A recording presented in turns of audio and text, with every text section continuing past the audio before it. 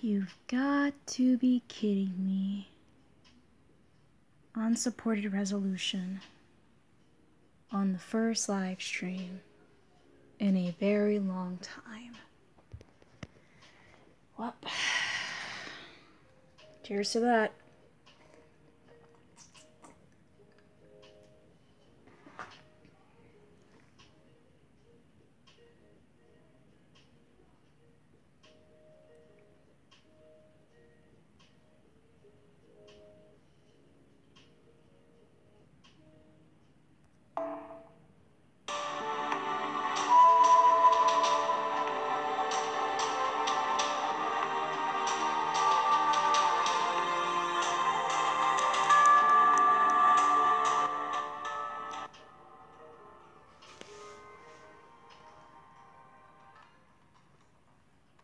Alright, I had to move this the other way.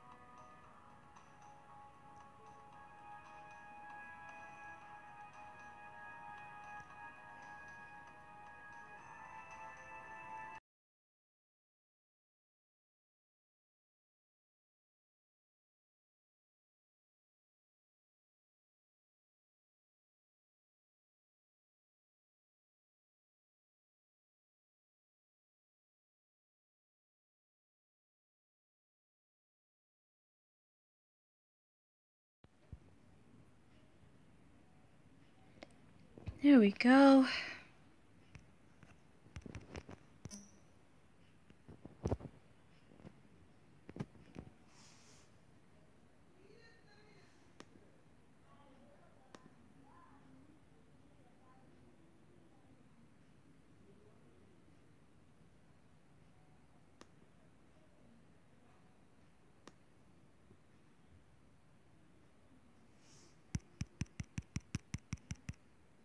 Well then, the game just crashed. Oh yes, just what I love to see. My game crash. Just like that. There we go.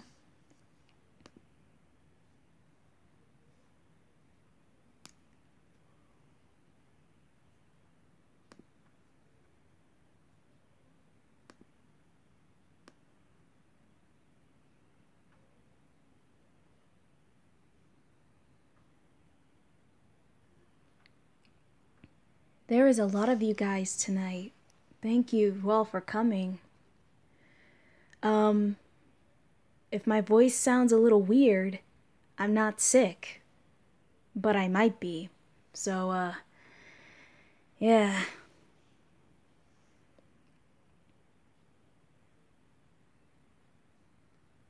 Might as well start introductions now. Hello, everybody. Hello, hello, hello, hello. It is I, Gambam. And we're going to be finishing up Camelot. Now, I don't know how long this stream is going to be, but as long as we finish up Camelot, the sooner the better. Because I want those 30 quartz to defeat Babylonia.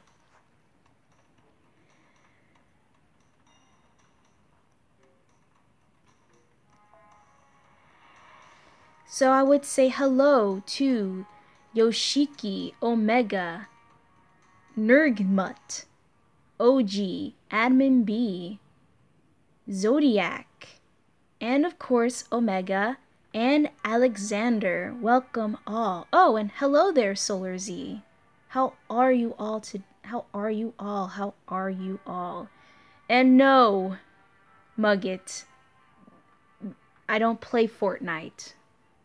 Never in my life would I ever play Fortnite. I'm basically bad at first-person shooters anyway, so yeah. Little fun fact. OG, it's 10 a.m. here in the Philippines, so I'm good. No work today. Well, good to know, OG. It has been a long time. Actually, it's been a very long time since I did a live stream. What has it been? A month? A month and a half? That better not be a message from Aaron, I swear to God. OG, wait, Gambino. Why are you not getting sexy ruler Quez? First off, I haven't finished Lost Belt for JP, so I need to do that. But I'm waiting until next year to get Quetzalcoatl ruler. And I'm not going to get Quetzalcoatl ruler for Babylonia, but I might change my mind depending on whether or not I want to roll for it or not. Because the only servant that I'll be rolling for is this magnificent clay doll right here. Not the gold man. I don't want the gold man. I don't want the king. I don't want Casgil. He's the bane of my existence. I wouldn't mind getting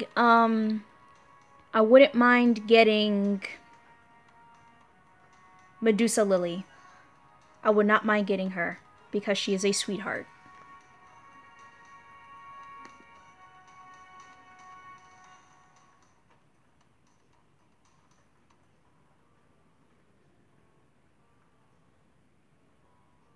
Zodiac. I am alright, I guess, Gamby. Just patiently waiting for Solomon and my next target. Everyone's going to be waiting for Solomon. Everybody's going to be waiting for the big reveal. Basically, I'm really excited for Solomon. So I can't wait. So if I finish this up along with the next event, I'll be good. Okay, so who should we bring? Ah, my chat. Where are you? There you are, my chat. I thought I lost you. Okay, so who should I choose? Who should I choose? If it's Caster, it's gonna be Berserker. It's gonna be a whole lot of chimeras. So with that being said, I'll stick to what I have now if I feel like changing. It's probably gonna be regular enemies. Section 13 to the Desert of Atlas.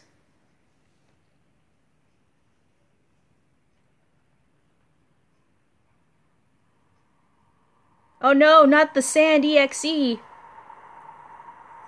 It's going to ruin my res.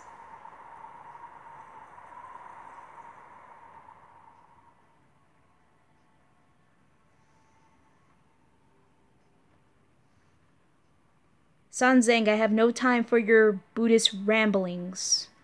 Even I cannot pronounce them. No, I have to skip this part because it's gonna mess up the stream.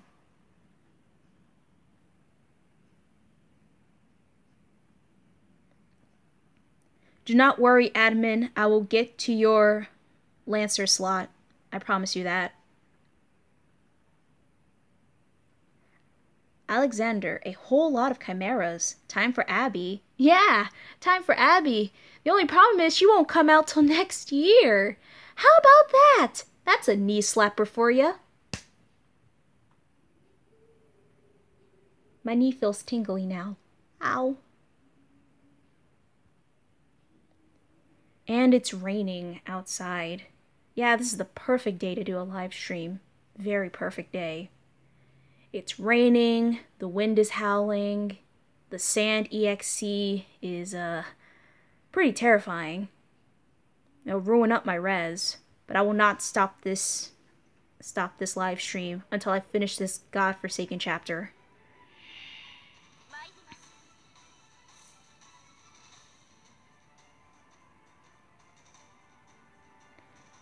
funny thing is, I do got Mysterious Foreigner XX. Oh, okay.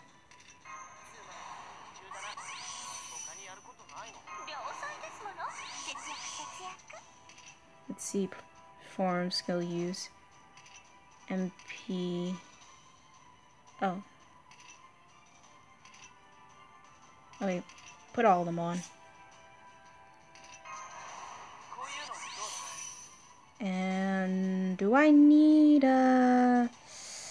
there we go. There we go.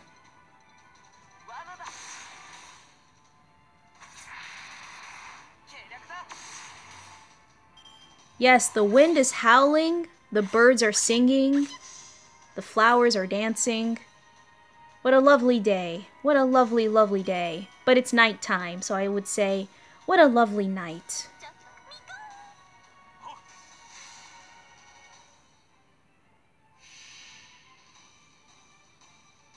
OGC, sorry to all my friends in NA. I'm busy in Xmas event on JP, so sorry to you, Gambina. It is okay. Nugmut. We won at Overwatch. I gotta read that again. We won at Overwatch. Either this is Aaron, or this is some other person that I may know from Chad. I've spent too much English 101 and 108 to know my pronunciation to know that that is wrong. And grammar, too. Gotta turn this down a little bit. It's getting too loud for me. Alright, let's see. That'll work. Hey, Twin Steady, how's it going? Welcome to chat. Alex, I have to say, Tamamo Waver Datalot is a pretty beast team if you've got a few 2030s on board. I only have one 2030, unfortunately, and I have 2 kaleidoscopes. Oh no! It's you! Ah, dang it. I hate these fire sprites. They're gonna get on my nerves. Might as well work what I have.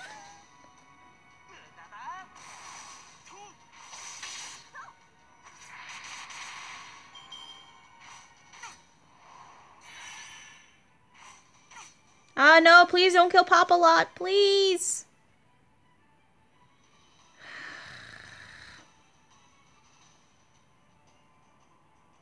Let's see, what should I do? What should I do? Now, I would be an idiot and use Tomo's 3rd skill and put it on Papa Lancelot. Yeah, I'm not gonna risk it.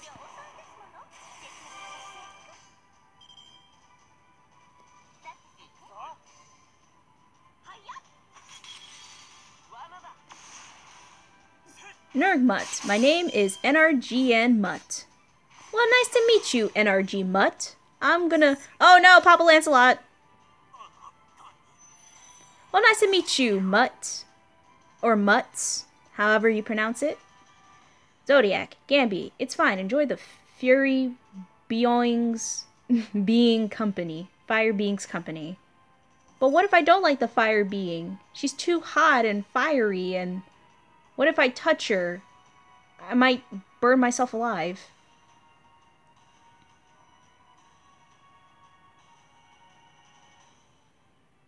It's too late, admin. Papa dead. Ah, and I needed him for the Chimera boss, if there's any. So, with that being said, gosh darn it, Tamamo, you could have been the savior to save Papa Lancelot. Hello there, Angst. Welcome to chat. Let's see. Angst, do you plan to clear Babylonia for 30 quartz? Yes. Yes, I am.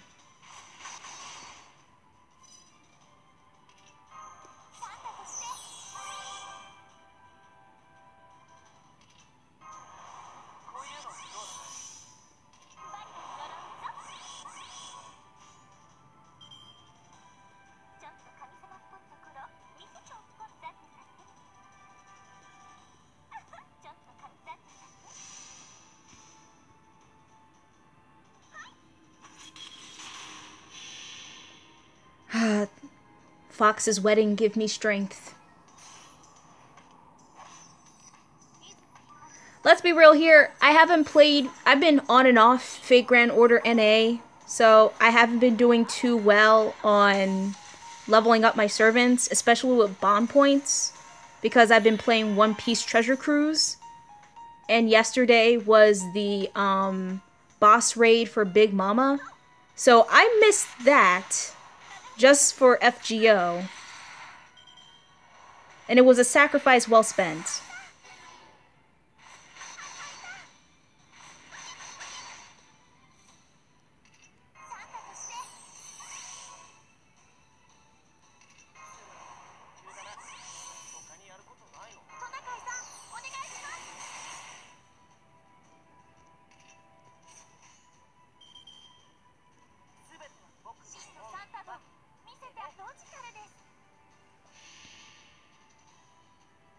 I just need her to be poisoned so that her HP can go down a little bit. And that'll give me at least a tiny bit advantage.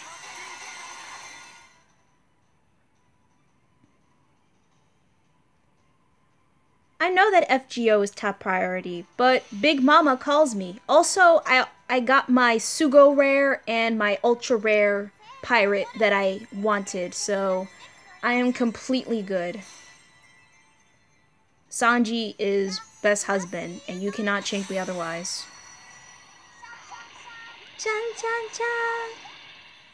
Chan chan chan. Chan chan chan.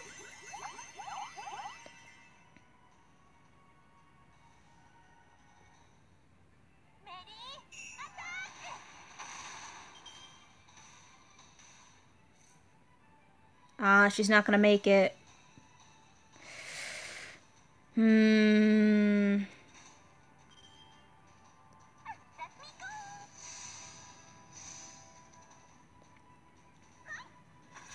Ugh. I need something to drink.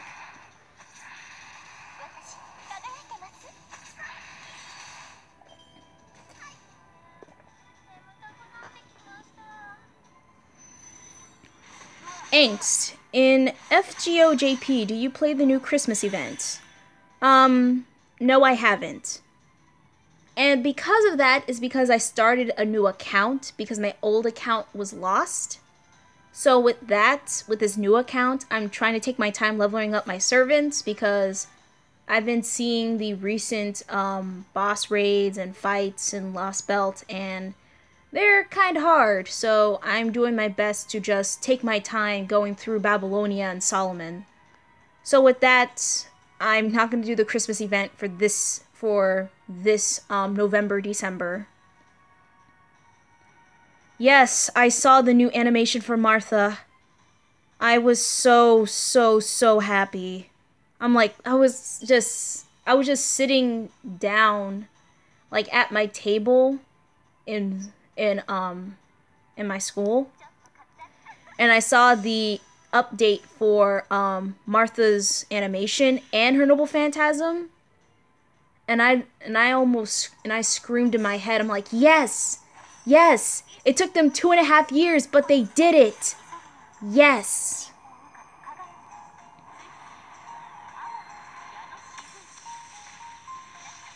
It took them so long to just do that animation update, but they finally did it. And the reason why they did that animation update is because she was featured in FGO Arcade. But that doesn't really matter at this point because Martha, my bae, finally got what she deserved. Now, I don't want to hear anyone talk about, oh, Martha Ruler needs an update. Martha Ruler is fine for what she is. She is fine for where she stands in her animation, even for her Noble Phantasm.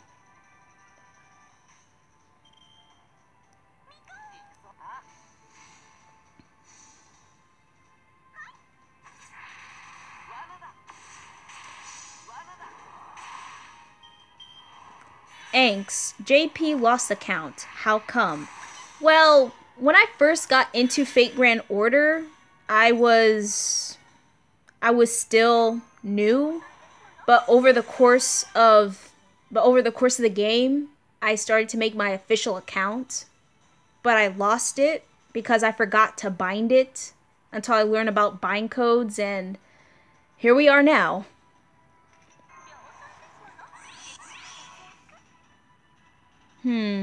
Let's see. Eeny, meeny, miny, mo. Gil, Tomo, Waver. What should I choose, though? I'm gonna choose Gil.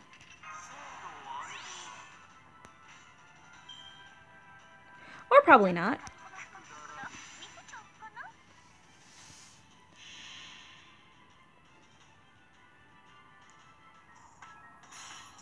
Let's see. OG, did you see? Oh, wait, I already read that. What was I looking for? What was I looking for?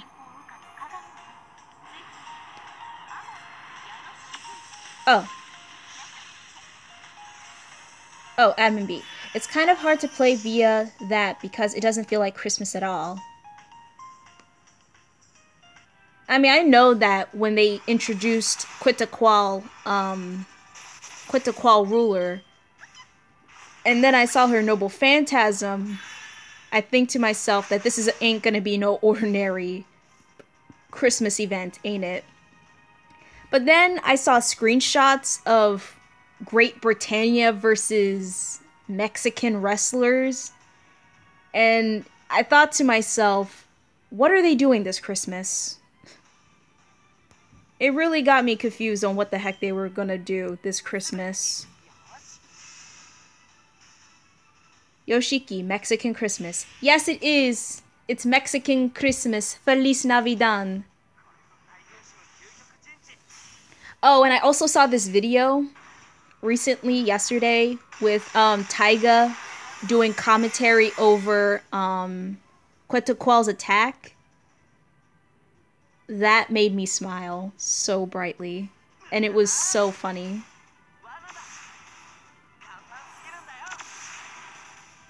Also, what I really find funny about Quetzalcoatl's Noble Phantasm is that she throws a big present at the enemy.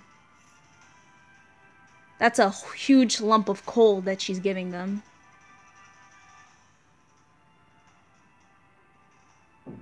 Okay, so let's see. Oh, wasn't even paying attention.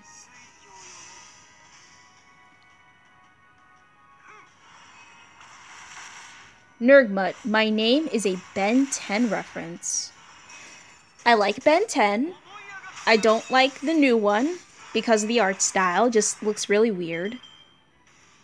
But, oh, that was it? Oh, I could have just used Gilgamesh's Noble Phantasm. Ah!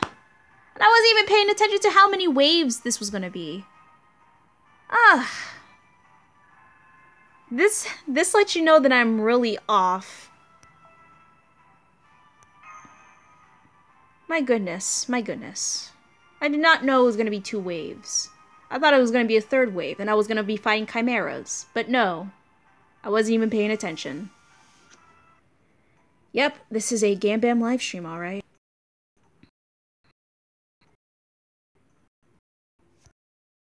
So, I'm gonna be skipping through the story. I'm only skipping through parts where the background is like moving with the sand, because that messes up the rendering for my videos. Especially on my phone, because it can't take too much RAM for some reason.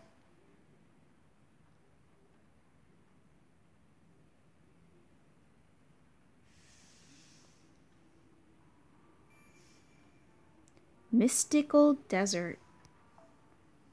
We're gonna meet him. We're gonna meet him. Okay, so if I remember correctly, he is Papa Lancelot. He is a ruler. So that means we need an Avenger. How about that? So I don't know if it's just gonna be him or another enemy. Just Saber enemies. But I have Gil. I just need an Avenger. I need...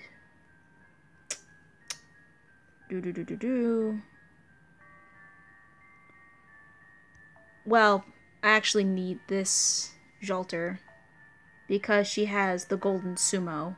Definitely need that. I can put in another caster support. I can put in Hans. Yeah, Hans is good.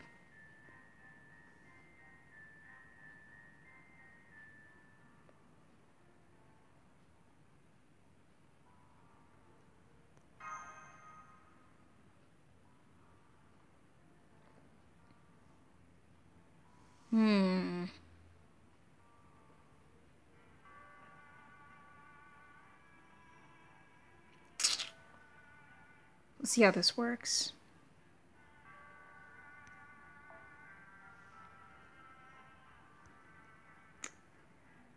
Admin B, use my Jolt. Okay. Need to find it first. Update list. Oh, there you go. Oh, it's the Holy Night Supper. Brilliant. Got the right CE. Let us go.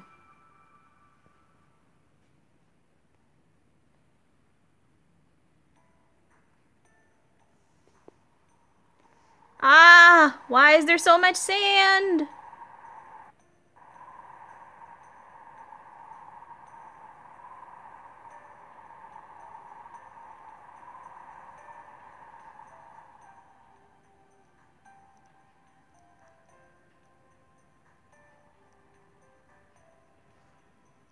This is...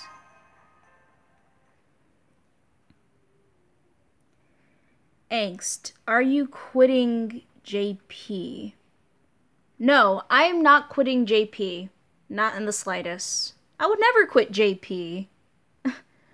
Why would I quit JP? No. I've done so much. I've done so much on JP. I got a lot of 5 stars. Even got a 5-star that's MP2. I'm not gonna waste that account. No way. Unless I was selling it. Then I would do that. But I got like so many like servants that I need to level up. So that it can be affordable for the person to buy it.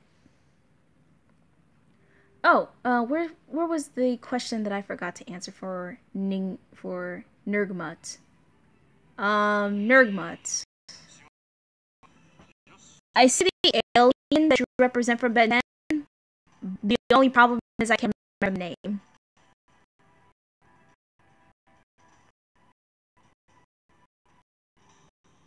The render is terrible.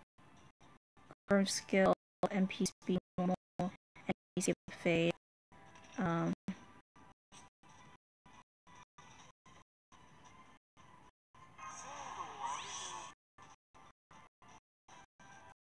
Okay, so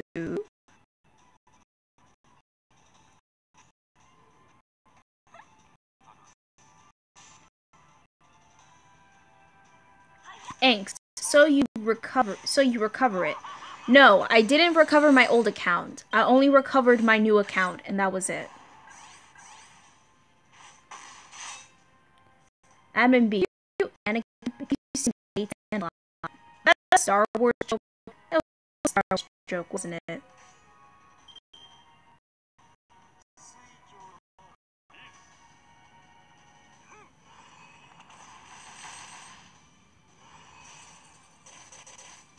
There we go. Kill these Enforcer Knights because they can gain a lot of attack up and defense. Oh, look, an Enforcer Knight already did that. That's not for me at all.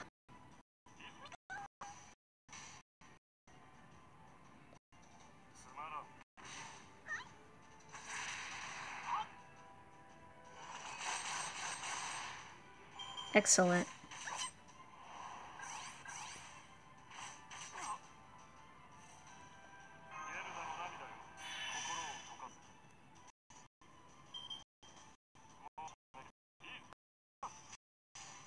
There we go. All I need to do is just use Gilgamesh's Noble Phantasm to wipe them all out.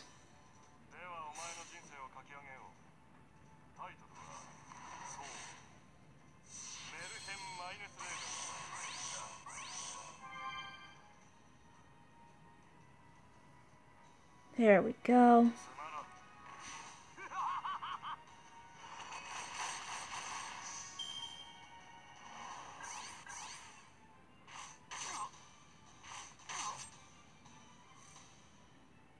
Alright. Alright. Let's see.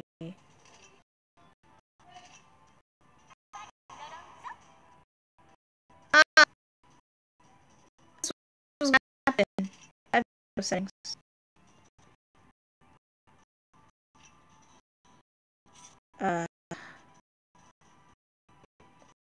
So if you know that there's no phantasm,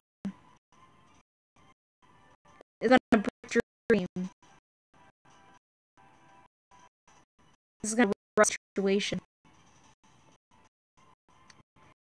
Thanks. Did you log the Poland account? No, I did not lose an old account. I still have Poland new account.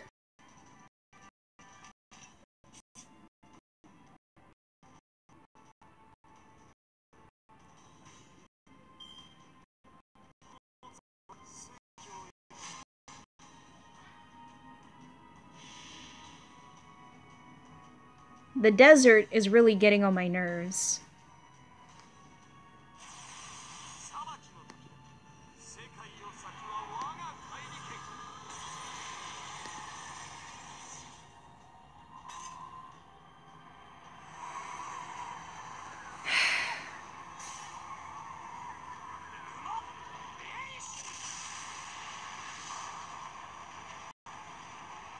Wow.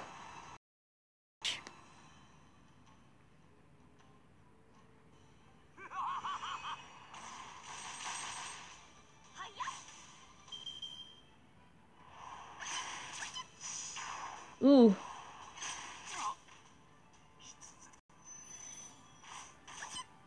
Ah! Please don't kill me, Colin. I need her. Please, for the love of God. She's my support servant.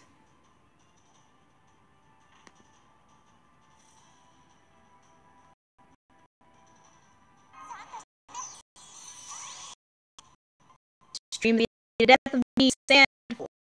I don't do this.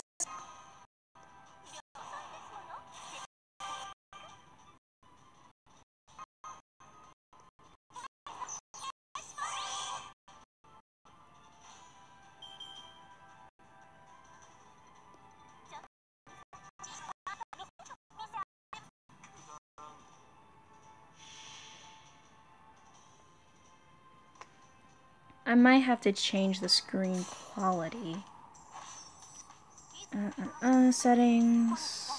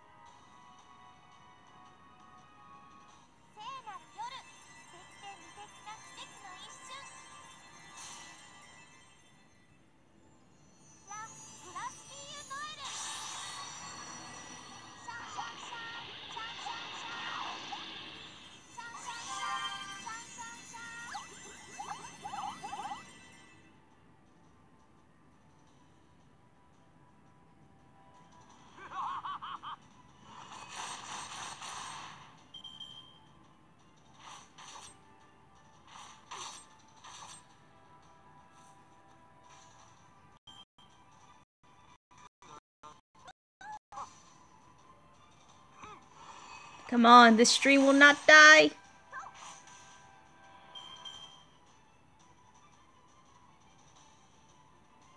Whew.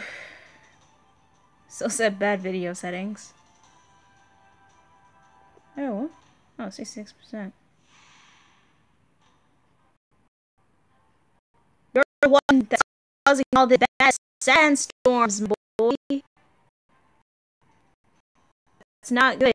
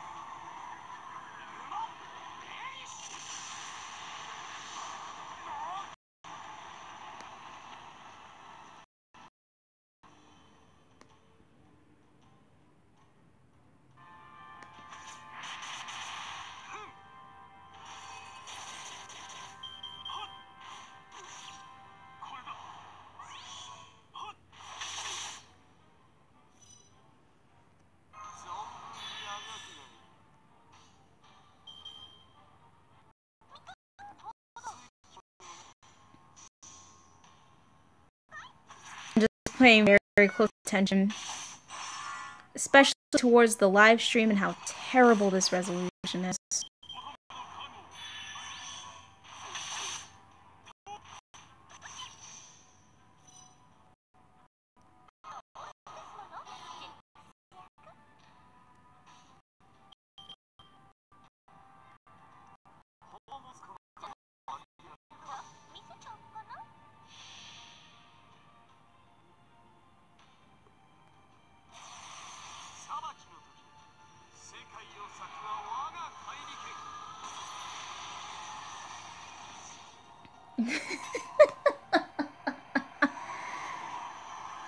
Lollybina breaks through the voice glitching.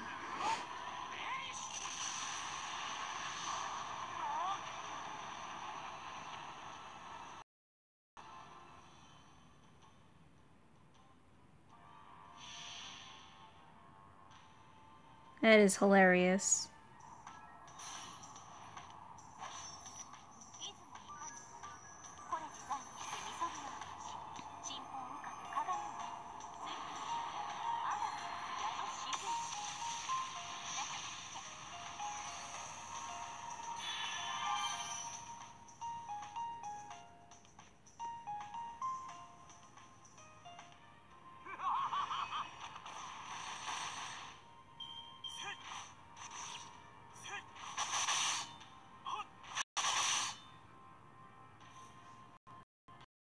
Let me just fix something. I'm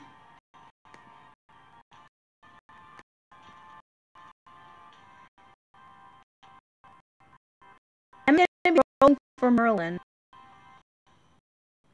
Kind of.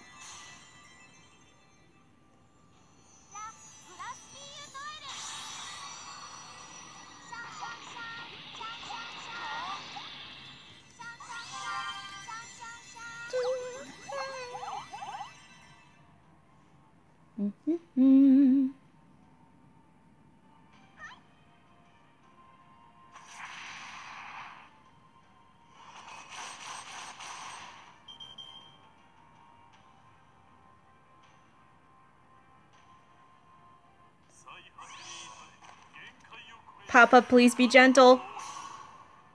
I don't want to take a beating.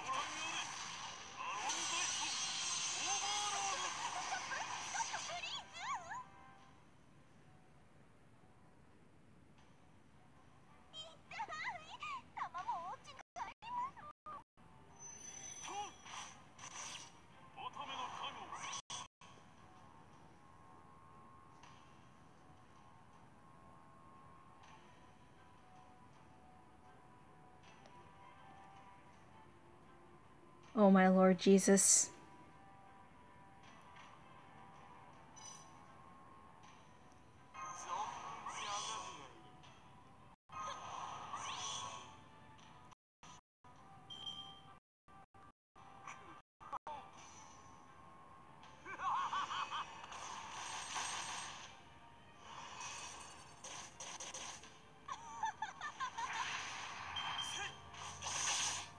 Oh my lord! Oh my lord! Ah! I'm sorry, Pops, you need to go. You ain't killing Jelly here.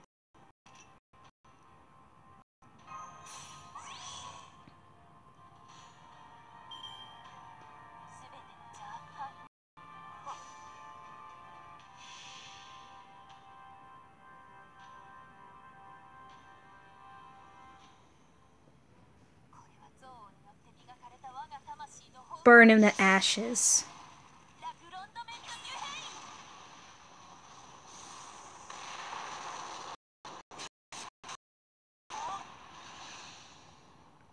Overkill.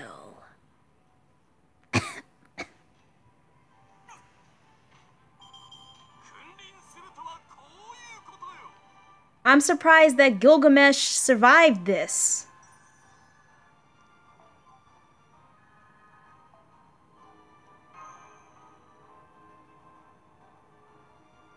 Am I the only one that was surprised that Gilgamesh survived that? No? Not me? Okay. Hello there, Petalden.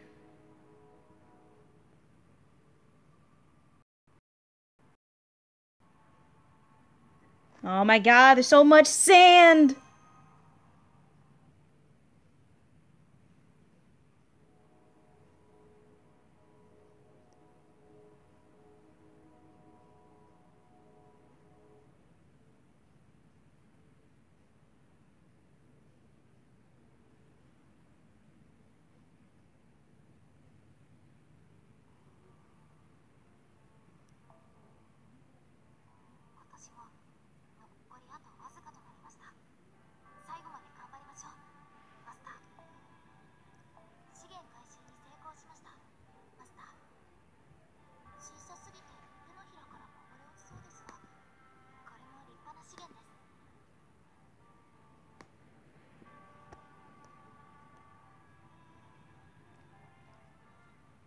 Oh no, I can't see chat.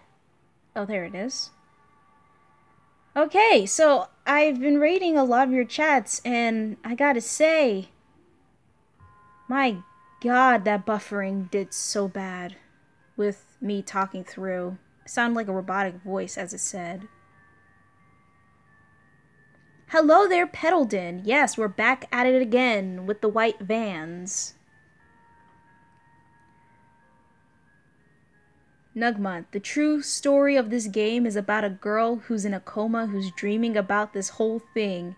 She also has cancer, by the way. Oh, so you're talking about Nursery Rhyme. Okay. Or Lollybina. You know, that does ring a bell towards the original, like, concept of Lollybina. So we're just gonna take a break right here for a little bit.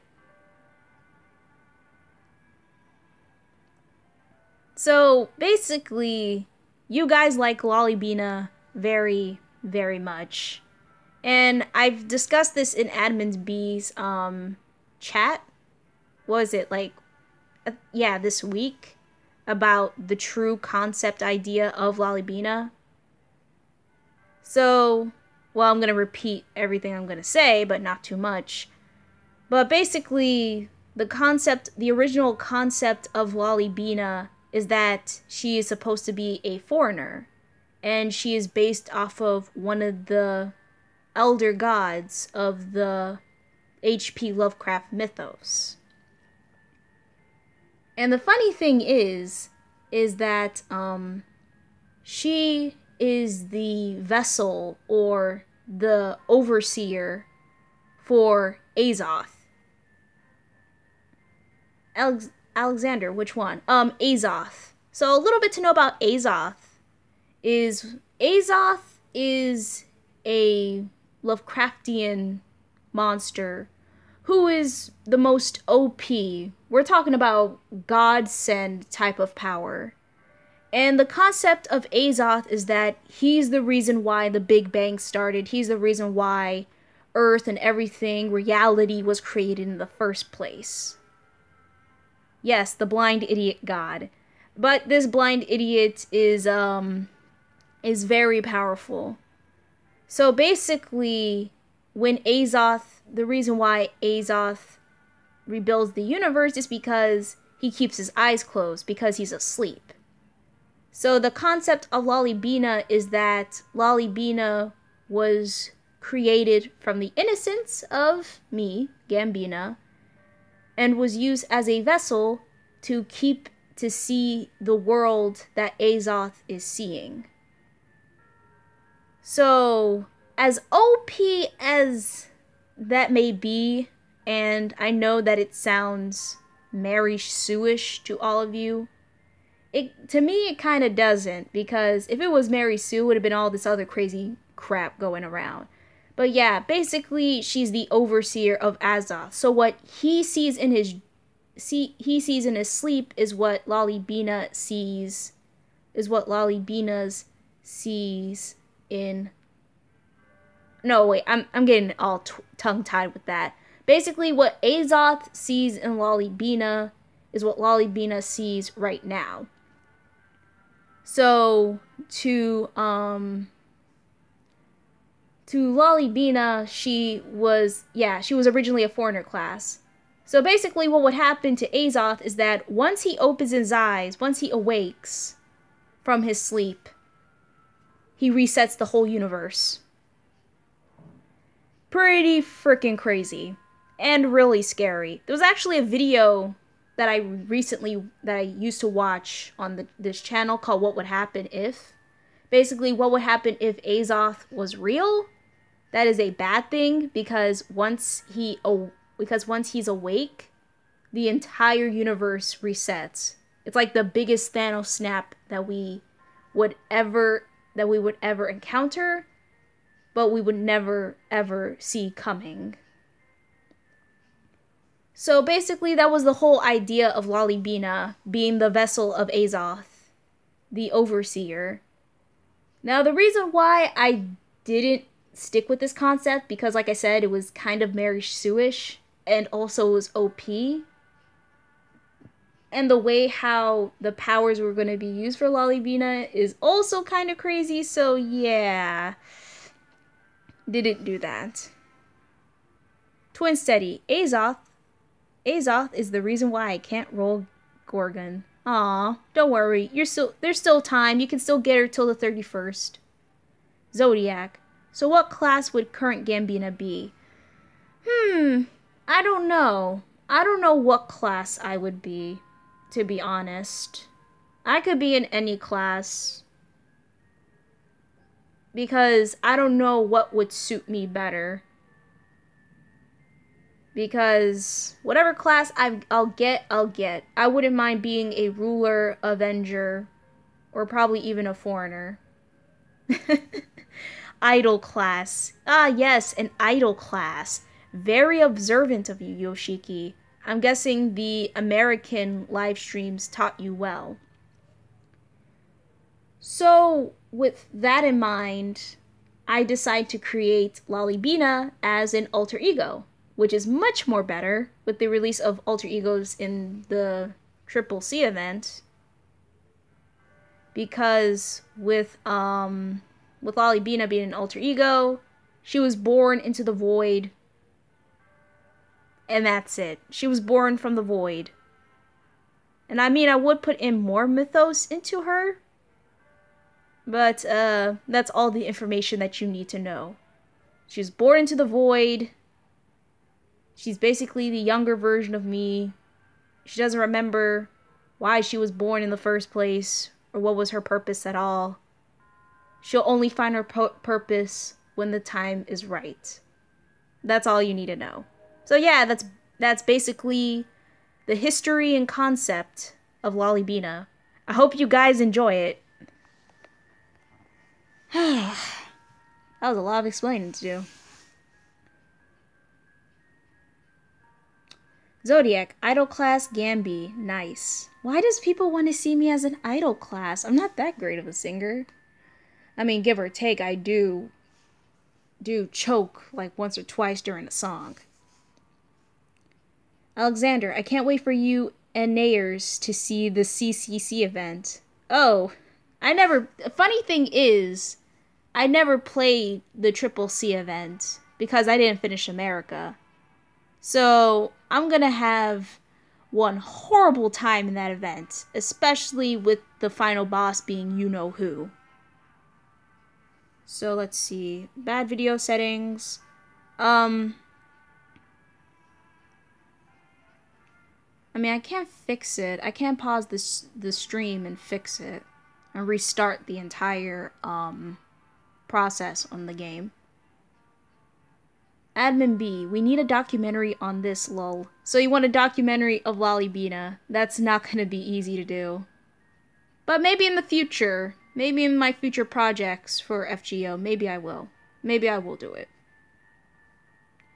Okay guys, so I'm gonna pause this stream for a little bit because I need to fix this bad video settings, which we're probably gonna still get because we're still fighting Papa Lancelot. Speaking of which... Oh, probably not. Yeah, just give me a minute, guys.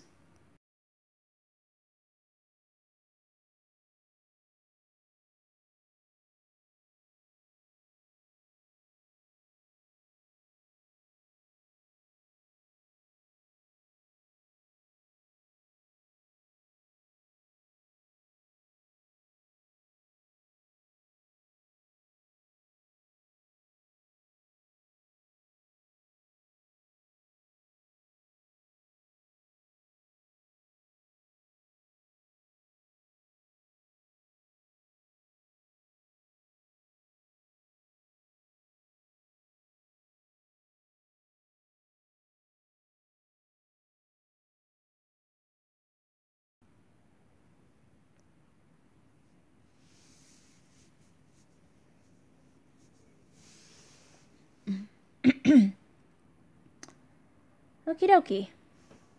Excellent stream. Oh no, bad video settings. Oh no! What did I do wrong? Probably nothing. It's just stupid buffering issues with the sand. Twin Steady, is there a Gambinaverse wiki I can look this lore up on? Yes, it's called the Fate lore. Look that up. It's probably there. It's like that tiny handprint script, like on the bottom left. You just gotta look real closely. You probably gotta get a magnifying glass, a water bottle, and you probably might need to get a microscope, because there it is. It's right there. You won't miss it. I can tell you, you will never miss it. Trust me. I know what I'm doing.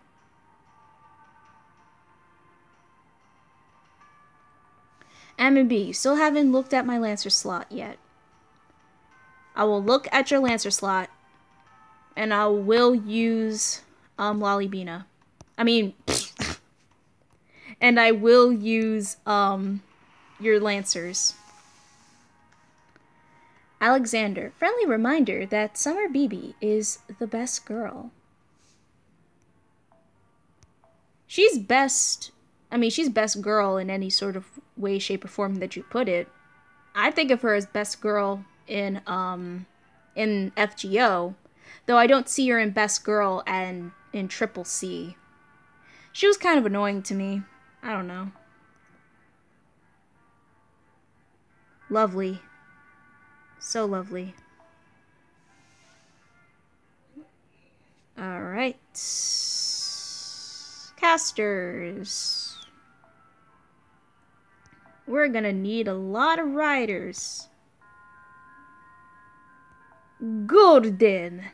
And Marie. Actually, let me switch the CE.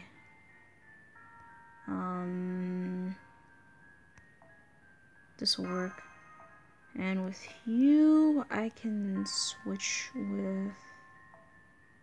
No, I don't need Buster efficiency. Oh, but I do need this. And with that, we'll put in Santa. Actually, we'll just leave that there. And Gold Sumo stay there. Admin B is still there with his What's this? It's not imaginary. It is... yeah, it is imaginary around. Quick. Goes 30% max.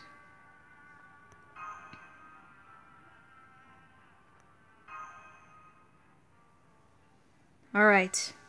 You're probably gonna need little Gorgon for the back line. Mom, is that you?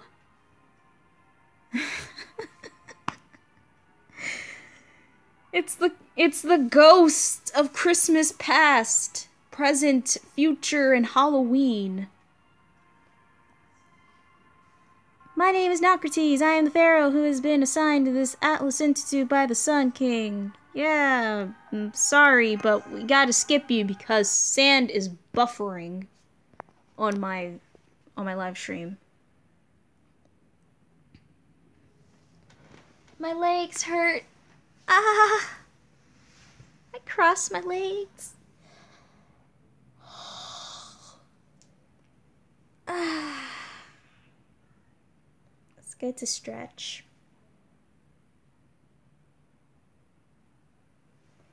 Ah.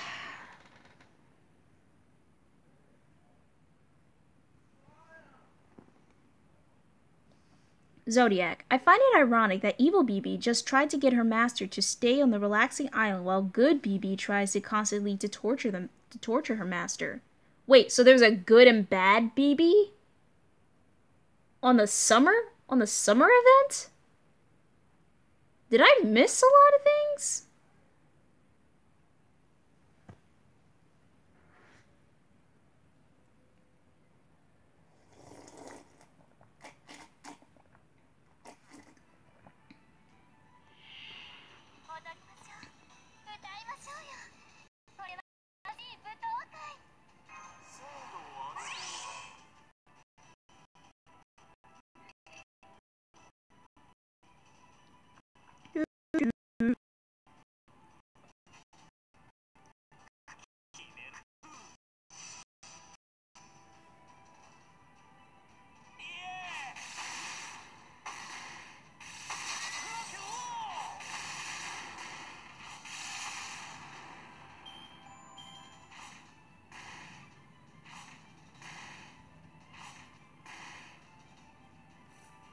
Please stop attacking Toki Rider. He's done nothing wrong.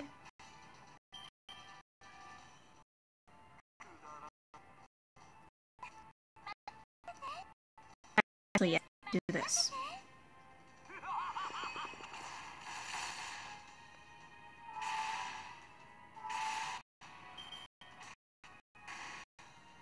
No!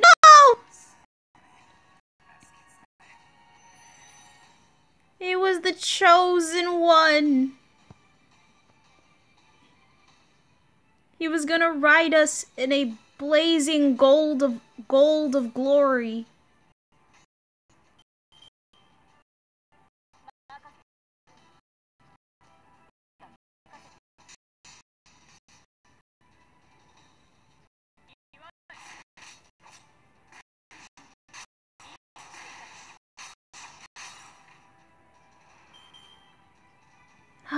This makes me wish that I maxed him out with those foes during Onigashima.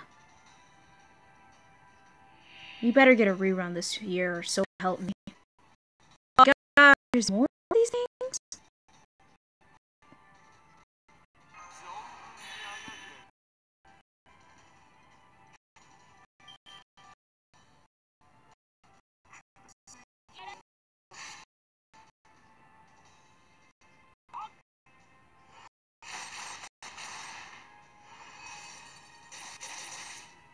Okay, one down, two more to go.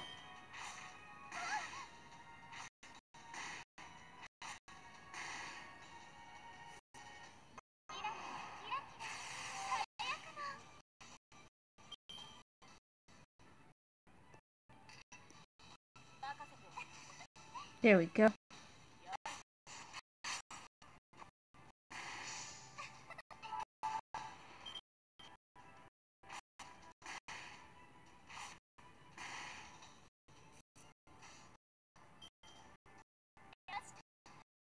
probably gonna face a fire sprite. I feel it in my bones. We're gonna face one.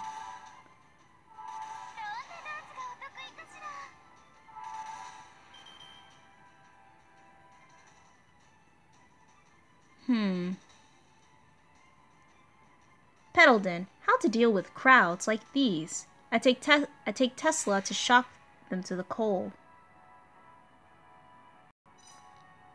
Oh no, it's a giant thing. The Sphinx.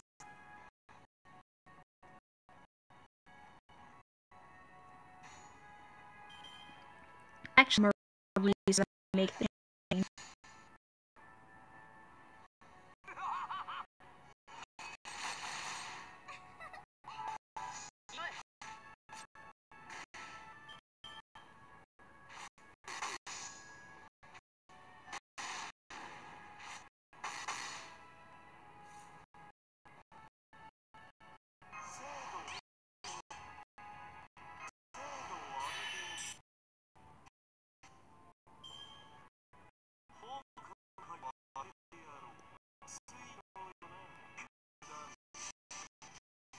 There we go.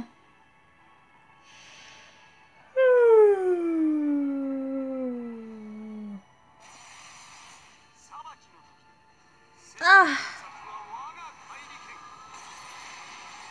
I feel so tired. Yet I slept good today. And last night. Enema? Ares!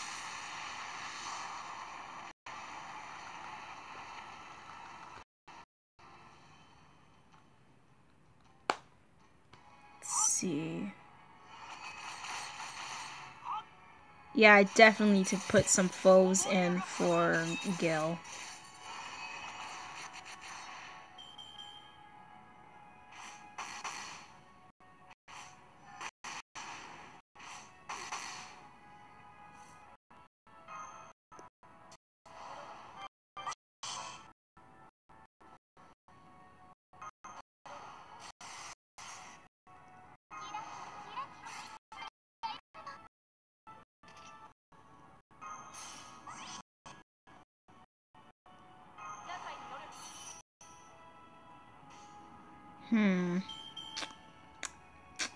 Let's see. Should I choose the one from Gilgamesh? Or should I Riders?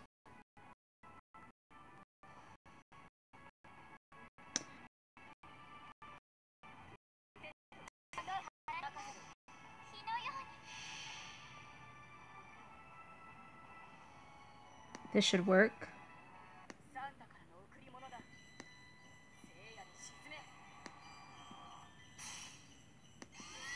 Ho ho ho!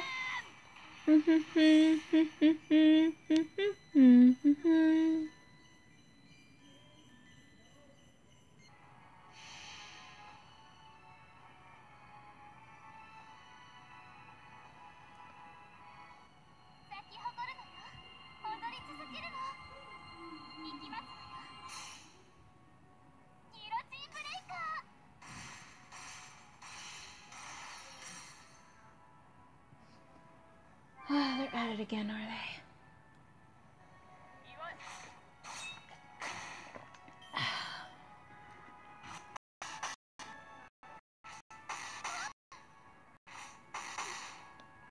Alright, so there has to be something that can kill anything.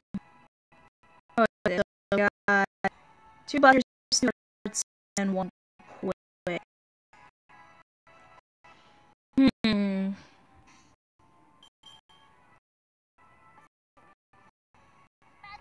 We're just gonna do all buster attacks.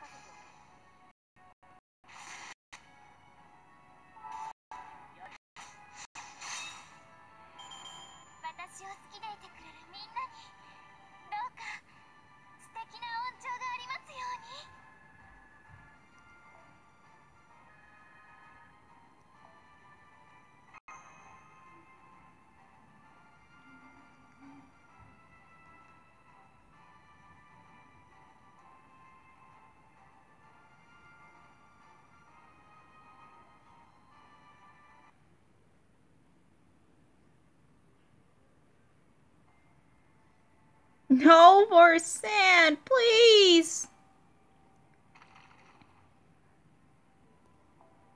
I don't want no more sand. Please.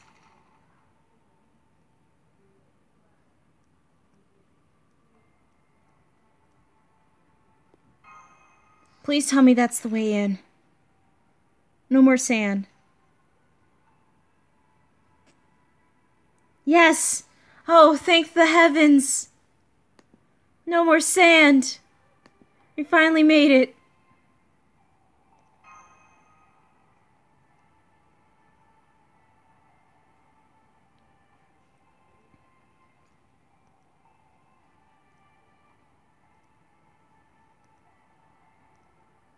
Huh?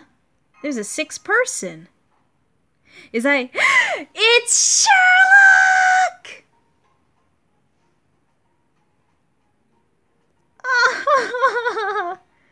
Oh, am I glad to see you, man. Finally, I can do some voiceovers. Ah, the future ruler is here. Hello there, Sherlock Holmes.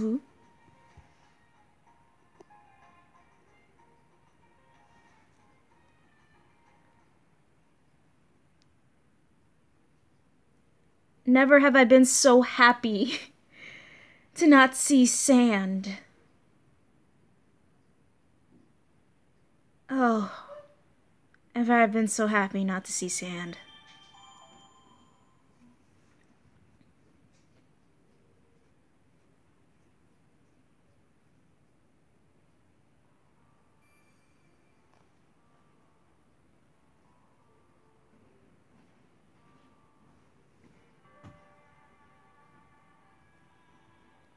Adam B. Wow, did she not say Vive la France? Who are you? What did you do to the real Marie? Oh, it's okay, it's okay. I can do the Marie voice for you. Vive la France! That's as close as you can get. Okay, guys, so I'm gonna pause this stream for a little bit so that I can fix up this bad video settings problem that's been going on. So, just sit tight.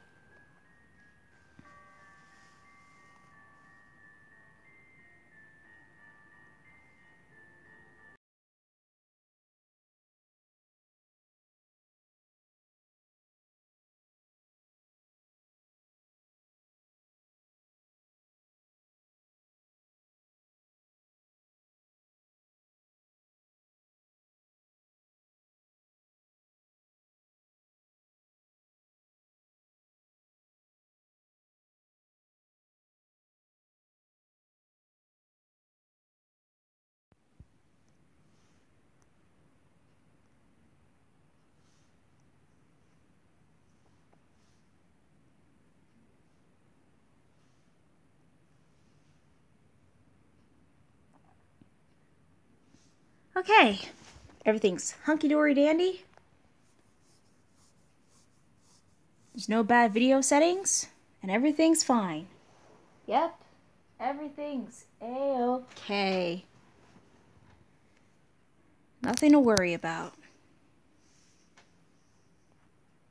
Nothing to worry about at all.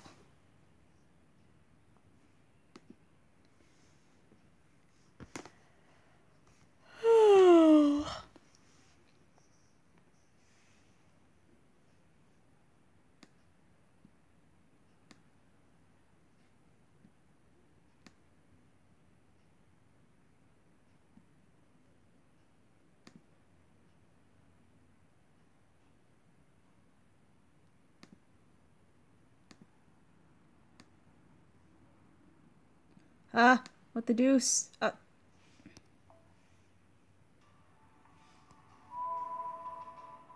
Almost lost stream right there. Almost lost the chat too. And it's getting cold. Whew. Where's my jacket?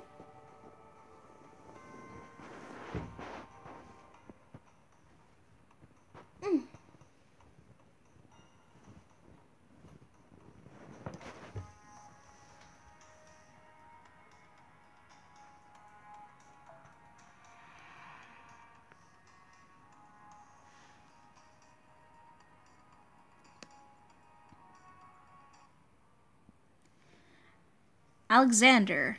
Old man rate up when? If you want the old man of the mountain to come to the gacha, you gotta waste your quartz on Merlin. So that once he comes to you, he will grant you all the luck that you need. Roll for Merlin. Merlin is your savior. He will turn you into a waifu.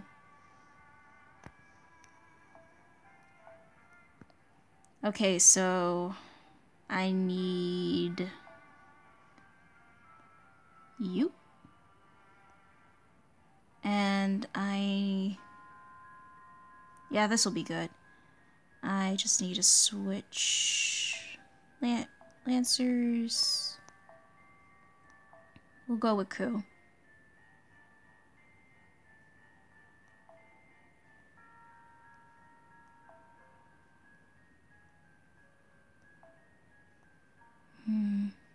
Oh, what about the CE? No. No. This will work.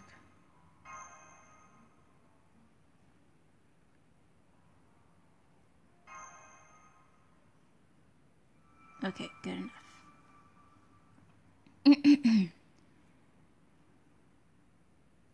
Yoshiki, I am only wasting 110 shot on Merlin banner and giving up after. I will stream it. And I can't wait to watch it, Yoshiki. You must be Miss Gambina. And she is Mashu Kirlight, Miss Kirlight. She's the servant Zhanzhang Sanzang. He is the servant Tawatora Tota. And that is... Well, what a surprise. A knight of the Round Table is also among you. Wonderful to meet you, Sir Belvedere. As we share a homeland, it's hard to not feel a certain familiarity with you already. How do you know my name already? Legasp. Why, elementary, my dear friends. Ugh. Truly, this is a man of culture that I wish to roll for in the future. There it is! That famous line of his! This man is the real Mr. Holmes! You and I have already made contact. Before we met face to face, we met through information. Through information? In London, you managed to safely acquire the information I left at the Mage Association, right? It was just paperwork, but it must have been worth £1,000 to you at the time. I gathered only the necessary information and arranged it so it'd be easy to read. At the point, you must have accepted me as a collaborator in the shadows. Now that you mention it, wasn't Anderson saying something about that? Now that you mention it... Yes, he said someone had organized the information before he looked it up. So that was your doing, Mr. Holmes? Yes, had I made it too easy to understand, Mercury would have noticed. I arranged it so that it would only make sense when a wise person with a true purpose searched for it. You needed to know in order to solve this murder case, and not just be a passive bystander. Murder case? Yes, it's a murder case, and no one on the scale I've never experienced before. The complete murder of the primate by means of the incineration of humanity. Yes, indeed, a mythological murder case. Obviously, I'd appear. Gambina, Lady Mashu, I hate to interrupt, but... Who is he? Holmes? I didn't remember a knight by that name. Curve your tongue, Belvedere. That is the great detective, Sherlock Holmes. He is the greatest man to have ever solved many cases through his lifetime, while also suffering from a bad coke addiction. Maybe I should not have said that line, but he's still a good detective nonetheless. He just needs to stop whiffing on that powder. How sad. It's true that I never attained knighthood. The person who recorded my efforts, however, did. So the person who recorded your achievements was a knight, huh? Milady? Yes, Sir Belvedere. Mr. Holmes is the most famous detective in the world. His class is probably Castor, right? He's one of the true forefathers of all detectives. Little do we know that this foreshadowing leads to a bigger plot twist that we ever imagined. Oh, if only the Monitor was alive. The Doctor would have been overjoyed. And I am especially moved as well. Sherlock Holmes was real. In other words, Sir Arthur Conan Doyle's novels were biographies by Dr. Watson. When are we getting Watson? It's been 2 to 3.5 years. We still haven't gotten a Watson servant. Ammonby, am not rolling for Meemlin, is the most used men in sarcastic jokes. How dare you not know his name? That's right, Belvedere. How dare you? He's known in many movies, novels, and poems. He's basically at the same level as Belvedere. He's practically a grand caster. For shame on you, Belvedere. For shame. Heh, what's a side joke? If it makes an innocent girl so openly happy, then our work was well worth it. But, Miss Kirlight, my true identity, my essence, is slightly different from what you may think, and my leg hurts. And sad, but that is not the purpose of our gathering here today. I cannot yet accept your case, Miss Gambina. Oh, you can't? Mr. Holmes, you appeared in person without even a disguise, so I assumed. What a good fan. You're very aware of my personality. Phew, I would very much like to cooperate too, but there's a case I must solve first. Sir Babbage asked me to do so. He only had a little bit of reason left in him, just a speck, but it was like a glittering star, in exchange for that. Until the case is closed, I cannot make ties with Chaldea. But that is not a vital problem. I leave the battle to you heroes. I am a detective. I'm not interested in justice or honor. I just solve mysteries. That is my duty. It's exactly the Holmes I imagined. Well, the only Holmes I remember was Robert Downey Jr. I saw 2 of his movies, and I remember watching this weird Sherlock Holmes movie where they find and fight a kraken. A literal octopi kraken. It's weird as it is because...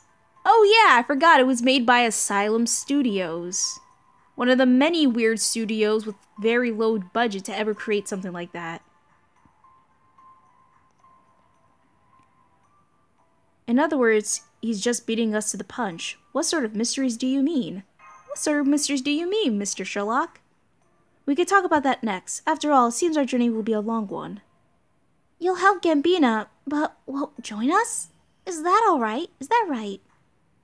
Yes, I came to this institute in search of knowledge. The old man of the mountain must have talked about needing to know everything, right?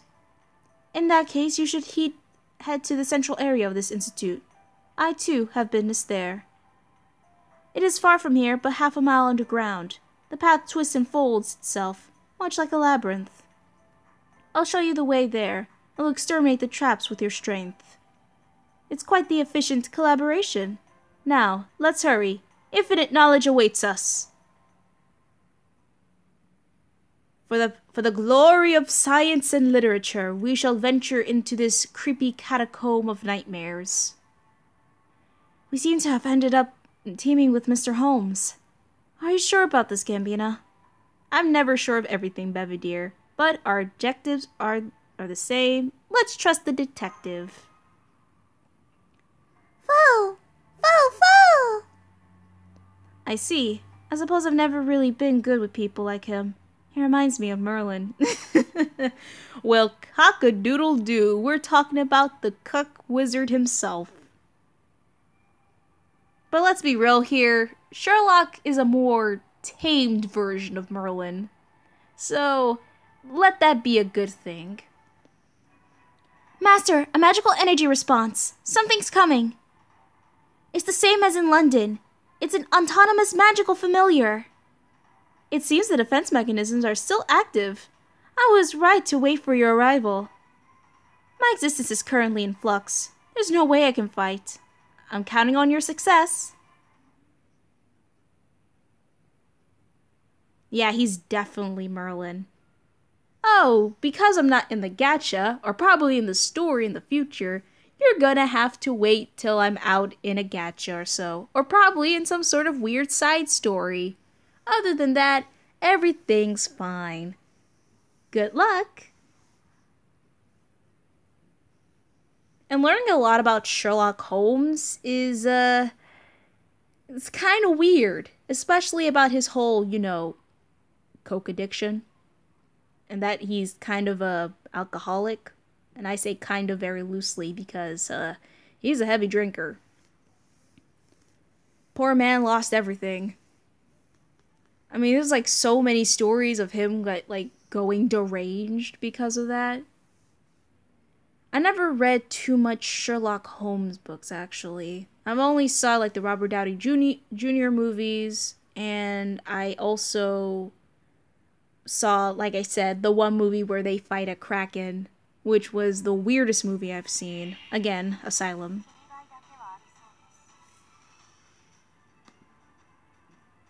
Just need to check something real quickly on the stream surface to make sure that everything's okie dokie artichoke. Okay, everything's smooth sailing. Thank God. Okay, let's see. No, let me see chat. Ah, thank goodness.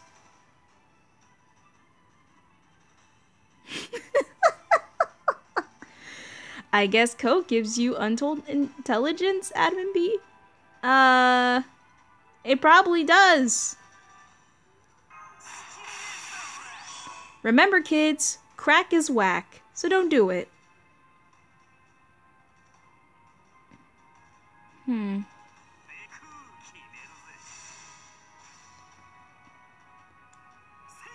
Rock and roll!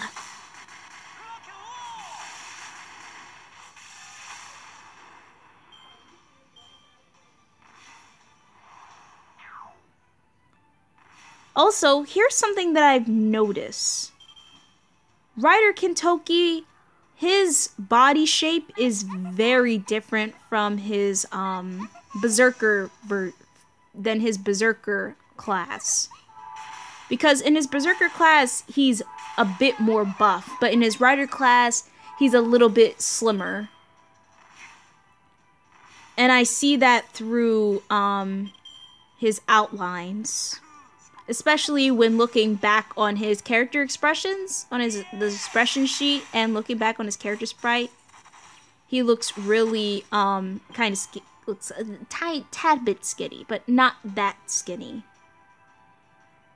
But my theory, if I am probably wrong, is that Ryder Kentoki is the bit younger version of the Berserker Kentoki. I think the time where he's not mostly at his prime of being a great warrior that he was. Like he was still a trainee under Minamoto no Raiko's wing. Or some other trainer's wing or mentor's wing. But yeah, that's just a theory. A game theory. Thanks for watching. Please don't sue me. I'm just a small channel. I have nothing to give or bear. Adamant at the price of death. Well, like I said, crack is whack.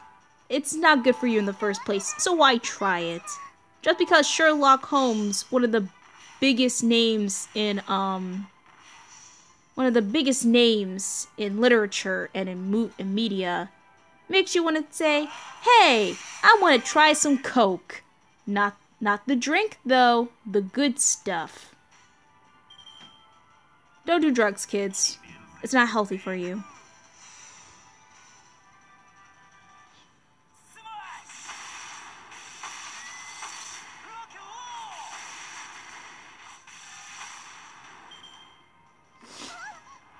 And speaking of servants, there's a new servant that came for JP. And so far, she looks too futuristic towards, from my perspective, when it comes to her art design. Especially with her clothing, she looks a bit too futuristic for me. But I'm guessing because they're in Lost Belt and that it has some sort of weird alien, otherworldly type theme going on. I just kind of didn't dig it too much.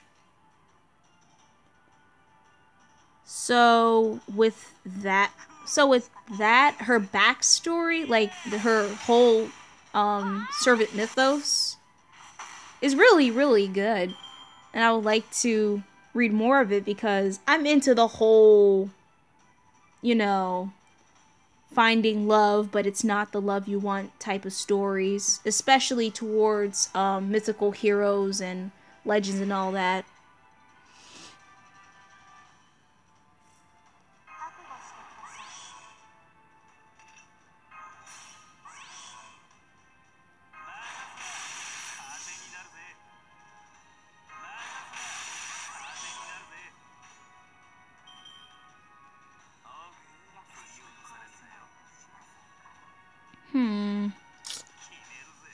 Okay, I'll stick with that.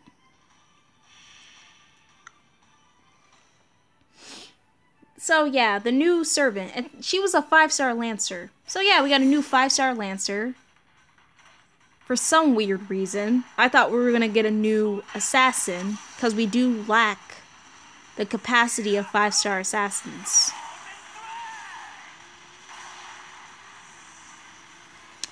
Admin B, he was a teen edgelord getting a kick for golden motorcycles.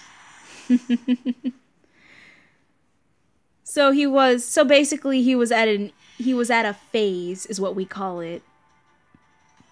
Because teenagers nowadays go through a phase. They don't like to be called edgelords and all that stuff.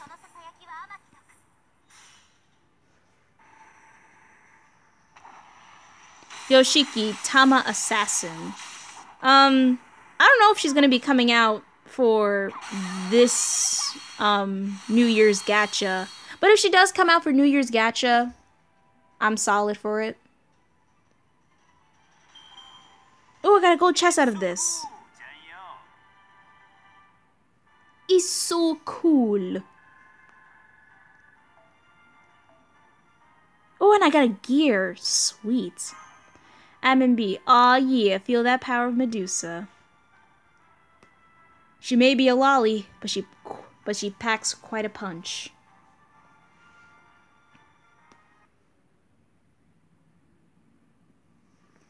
What's the Atlas Institute, you ask? An excellent question, Miss Gambina. I didn't even ask about the Atlas Institute. I mean, I already know what it is. It's like the sister institute for the Mage Association, and last time I checked, it was from the Tsukihime universe, but it's the same world as the Mage Association of the Fate series, along with Kara no Kyokai, so, yeah, explain to me what the Atlas Institute is. It is an institute of alchemists built in the Atlas Mountains of Egypt. Okay. Oh, so it's alchemist.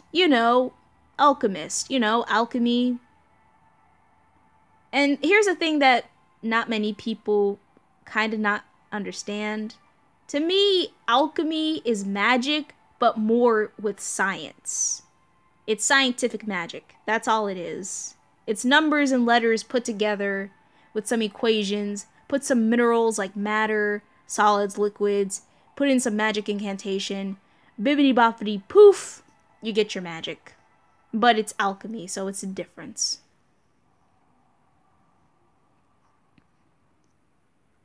It's also known as the Titan's Pit. It's one of the 3 branches of the Mages Association dealing with accumulation and measurement. Wait, he said one of the 3 branches. So there's the Mage Association and the Atlas Institute. So is the Mage Association the entire organization, or is just 3 separate groups? Because there's a third party, and I want to know who that third party is. Dealing with accumulation and measurement. Their alchemy is not all like alchemy as you know it, and kind of became mainstream in the Middle Ages. They are the progenitors of magecraft, focused on investigating the principles of the world. While they were certainly mages, I understand that their magical circuits are rather paltry. Conquit. No. I gotta say this word. Consequently, I got it. They do not rely on magic energy to learn the mysteries of the world, instead using a great number of tools. In a way, these tools evolved similarly to scientific progress. They treated Persuado's spiritrons, souls as energy that could be observed and manipulated. This led to homunculi, life forms that possesses magical circuits. We have no need to become the strongest. We simply have to create the strongest tool. That was their motto. True to their words, they created many weapons. In the world of magecrafts, they are called the Seven Taboos. The Atlas Institute created 7 weapons capable of destroying the world. Ooh. Zodiac. I believe the church is the 3rd branch, Gamby. Okay, so it's the church, the Atlas Institute, and the Mage Association. Okay. Alexander. They're not. The church is a rival organization to the Mage Association. Black Barrel. False. Okay, so that makes me question myself. What's the 3rd institute still? What's the 3rd, sister party towards all this? So when you mean the church, do you mean the Catholic Church, any church? They could be Catholics. I mean the Catholic Church are very biased on certain things, so it would not be surprising if the Catholic Church was, somewhat the anti-heroes of the Fate series. I'm saying this right now, the Catholic Church is going to be our enemies later on in the series. I'm going to be calling it right now. Alexander, Sea of Astray, the Catholic Church is the Holy Church. Okay. See, this is why I need to get back to my Fate lore. There's few pieces that I'm missing throughout the entirities of this series. Realizing that they had reached their limit, they sealed them away. There was still many theories about they decided to build any such weapons in the first place. The director of the Atlas Institute was given the title Atlasia. I saw a wall plate on the way here. It said Zapia Etnam Adlisia. He was likely the last director. There seems to have been a successor designated, but the name wasn't recorded. The directors of this institute would always go mad as a result. They created forbidden weapons that would destroy the world. It's also possible that they would try to prevent the destruction of the world, fail in the progress, and then go mad as a result. Regardless, the place is a storehouse of mystic codes unparalleled anywhere else on Earth. Although in reality it's more like a disposable site. The alchemists of this institute would constantly invent things. These were treated as failed creations, and a mountain of terrible weapons accumulated. We're headed to the center of that. What do you think? Do you understand my summary of the Atlas Institute? Yeah, the Atlas Institute sucks. I don't even like alchemy in the first place. Full Metal Alchemist taught me a lot of things to never mess with alchemy in the first place, so I don't even like alchemy. I don't like magic either way. But what really interests me about this whole lore of the Atlas Institute is the 7 weapons of destruction. That is something that I would like to see reference to. Because I have a sinking feeling that these weapons might have something to do with the story. Probably not. It probably might have something to do with Tsukihime, mostly because a certain character in a certain show of Tsukihime is gonna be there for that. Or in a game. I really don't know. I don't pay attention to Tsukihime that much. But that's what I feel. I'm in B. The feeling when you made something to save the world, but end up making things that destroys it. Well, that's what happens when you go mad and then create weapons of destruction that you know that's gonna destroy the world, but you're like, hey, I'm gonna put them in this safe lock here. Make sure nobody touches it. Make sure that the world ends. I hope nobody touches it. And the world's ending right now. We're in the Atlas Institute, and we're trying to find these things at the center of it all. So yeah. So much lore. So much lore and info dumping. I'm not embracing nothing, Zodiac. I got that it's dangerous. Why is it called the Titan's Pit? You know, we'll just go with the nonsensical questions. Do you know the Titan who held up the world in Greek mythology? Oh, Atlas! The man who held up the earth. The name may have been influenced by his story. I've also heard that it was called the Atlas Institute because it's the Atlas Mountains, a simple reason for naming it so. The origin of alchemy was the Atlas Institute is tied with the progenitor of magecraft in Egypt's mythology, the goddess Isis. That connection may be why the Institute appeared in the territory of Egypt in this singularity. They fled underground to study magecraft. No wonder I had never heard of this group of mages. However, I didn't see any students. Did the Atlas Institute fall to ruin prior to this time? No, as far as I have been able to deduce, the Atlas Institute was active from the BC era up until 2018 AD. If there aren't any people here, then... No, I shouldn't speak based on assumptions. We'll know for certain when we reach the center. An underground academy filled with mysteries, a research facility created with unknown techniques. It is true identity an ideal shelter, or merely an enormous tomb. Let us hold hope in our hearts and press forward to see the truth. I will not embrace the magic, but I know that friendship is magic.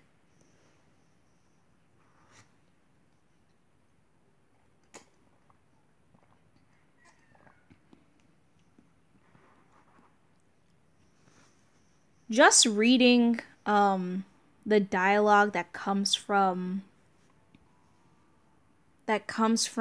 Sherlock really interests me.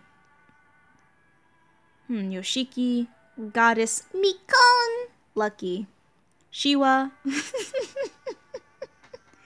Let me see the kids. Base Flame, Sheen.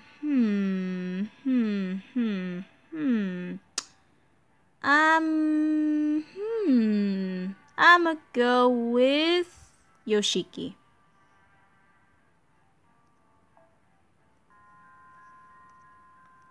And we're gonna need you. And we're gonna need you. And we're probably gonna need a Berserker. No, not that. Filter. Berserker. And there we go. My god, I need to level up my Berserkers. Alright. We're good to go. Should I switch my Mystic Code? Actually, no. It should be good. Alexander, maybe the real alchemy was the friends we made along the way.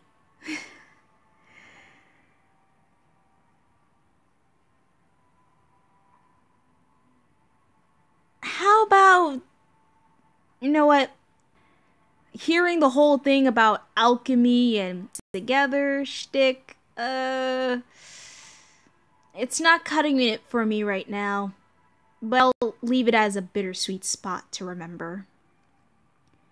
Still, the layout of this place is rather complicated. It's more of a maze than an academic institute. It's built like an optimal illusion. It's as though... Indeed, it's built... Entering is simple, but exiting is forbidden. It's not like...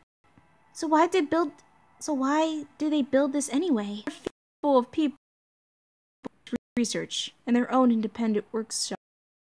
One would be rebuked for creating any weapons, no matter. However, there were one condition: what was created here brought outside. That was the greatest principle of the Atlas Institute. For over 2,000 years, they stubbornly kept this rule. As expected would be the 7 contracts created when the Institute was established. The Atlases do promise to cooperate with only those holding these special contracts. I'm sure this agreement caused headaches for generations of directors. Their contracts arbitrarily made by their ancestors, after all. Yeah, that's the reason why they gone insane. They have recovered 4 of the contracts by 2000 AD. But the whereabouts of the other 3 remain unknown. Whoa, what the hell? Oh, sorry to stop so abruptly, but there are more defense mechanisms. I expect you to handle them. That just came out of nowhere. When the heck did they get an alarm system?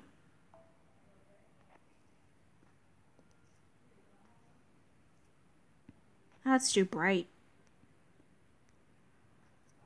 My lord. It's too bright for me.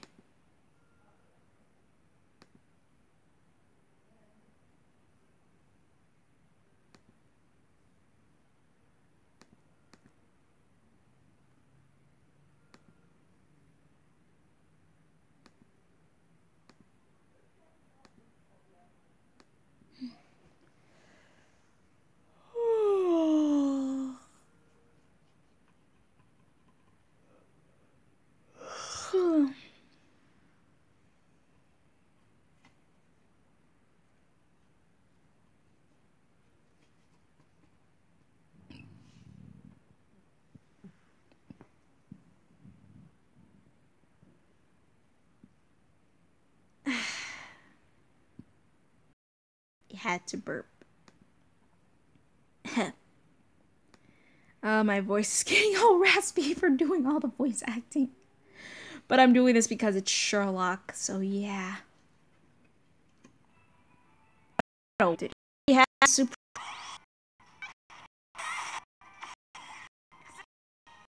That sounds so terrible. Oh no.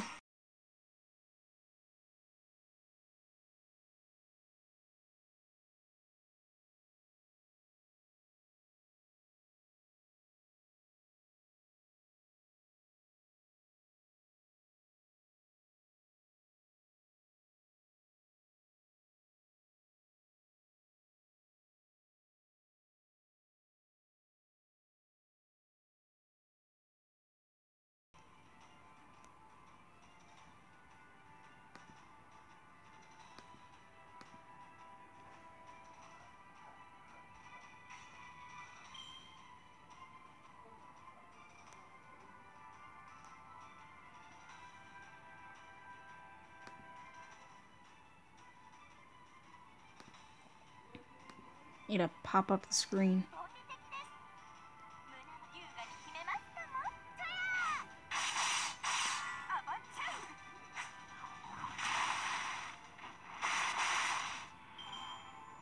My god, the wind is really going at it tonight.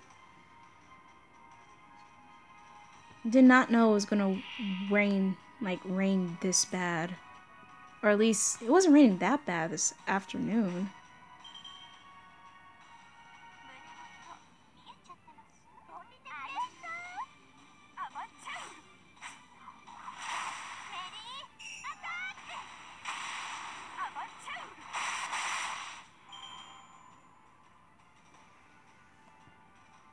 You know what I find funny? Is that she gained so much critical stars. And it's also kind of weird how she could have been a quick servant. At least a better summer quick servant than Scotty Assassin. Because Scotty Assassin she's quite abysmal with her star count. Well, it's not that bad, but for an assassin, it's not too big.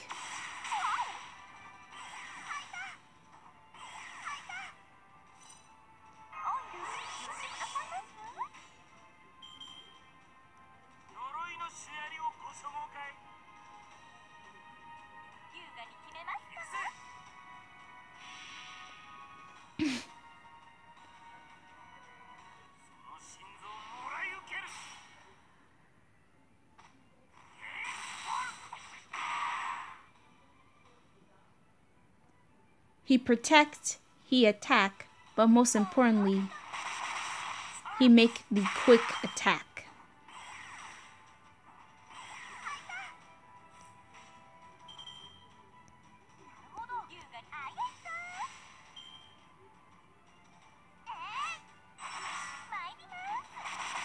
Alexander, that's what we have Nocrates Assassin for. Well, Nocrates Assassin is more arts-based.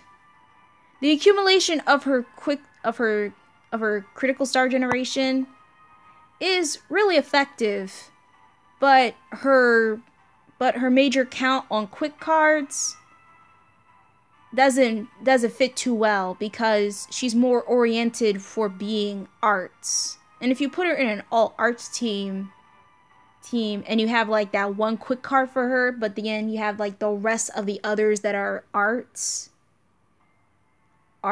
it can make a good accumulation for making critical stars, but it won't be enough to land like some critical damage, or at least some regular damage depending on how much ratings the critical stars have. Hello there, Arlene Kawaii Videos. Welcome to chat. As you can see, we have a beautiful Bishonen man here who won't appear until Lost Belt. So enjoy him while you still can, because we'll never see him till Epic of Remnant when he makes his way through. Actually, he kind of does appear in Remnant for his gacha. I need to look back at the dates. Miss Gambina, having watching 2 of your battles, may I comment on your leadership? Oh boy. Can't wait to see how this turns out. Yes, no, maybe so. Yes, please. Anyway, Miss Gambina, to be honest, I'm quite surprised. Your fighting abilities are unbelievable, but they're still only secondary to something else. The roots of your strength lies in the style of your contracts. I'm sure there's no precedent in history of a master with connections to so many servants. An even more shocking aspect is the length of time that this has continued. Normally, servants are only summoned temporarily, and only for a particular battle. Perpetual contracts like your own are unthinkable, yet it doesn't seem like you have any particular secrets, Miss Gambina.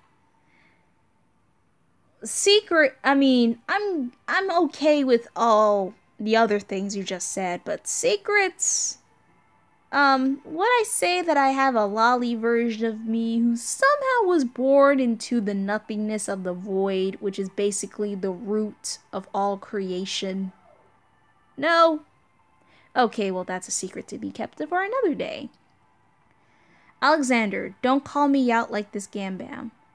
I'm not calling you out in any sort of way. I'm just stating an opinion about how I view when it comes to Quicken arts and how much accumulation they can put in for critical stars.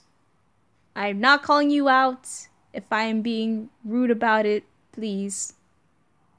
Please, I'm not being mean or anything. I'm just stating my own opinion. Alexander, click the link.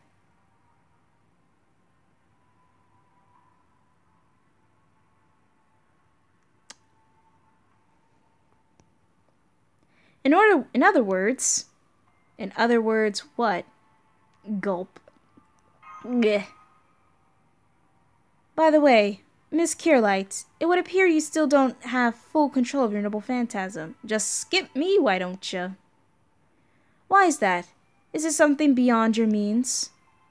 You changed the subject!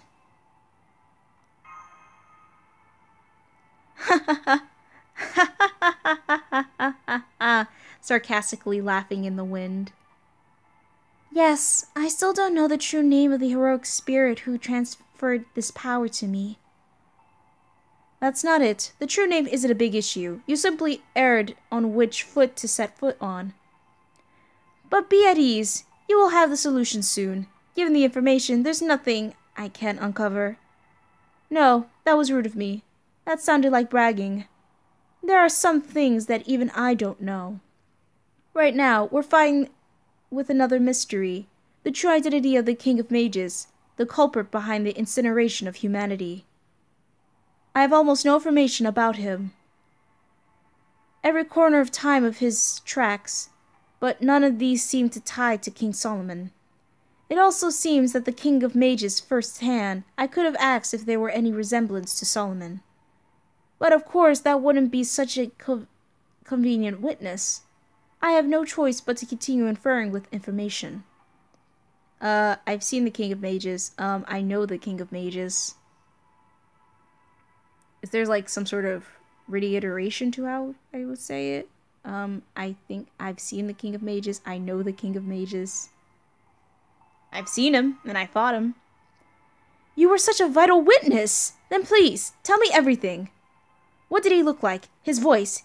His magical lineage? And most importantly, what are your impressions, having directly met him? Well, he's a sociopath. Every time I look at him, his eyes change to a different color, which is scary.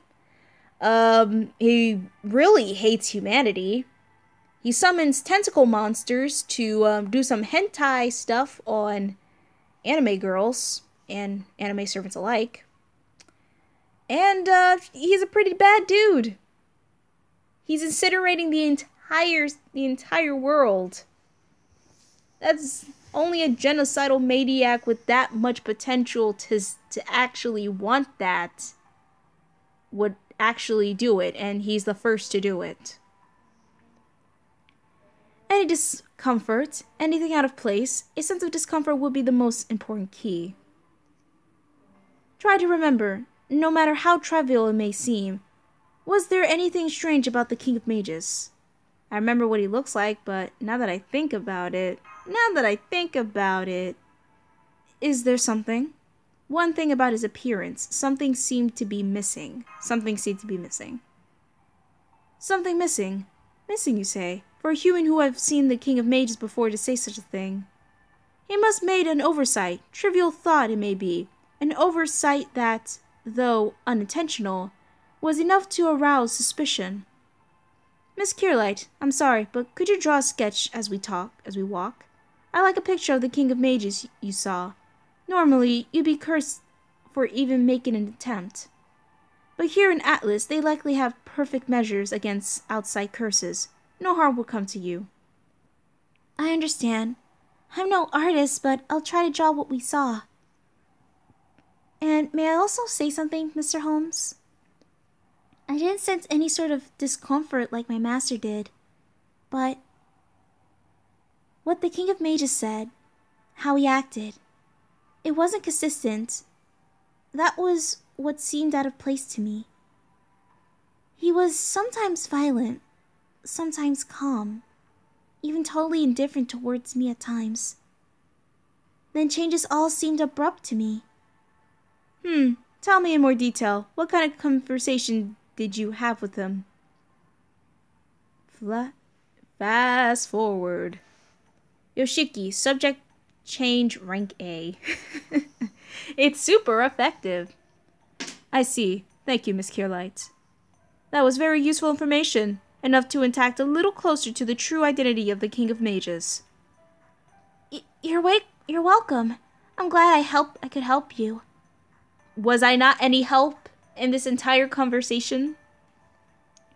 Guessing from your conversation, the King of Mages is akin to a mirror. A mirror? Correct. A mirror reflects those standing before it. A mirror that shows the nature of a person speaking to it.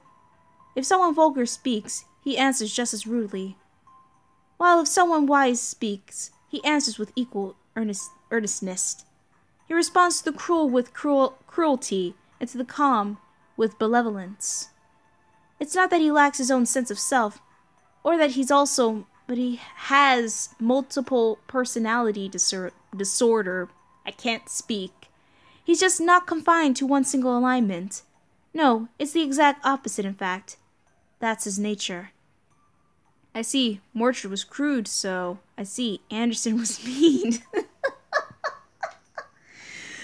Oh, so we choose the hypocrite, or should we choose daddy issues as one of the two main examples?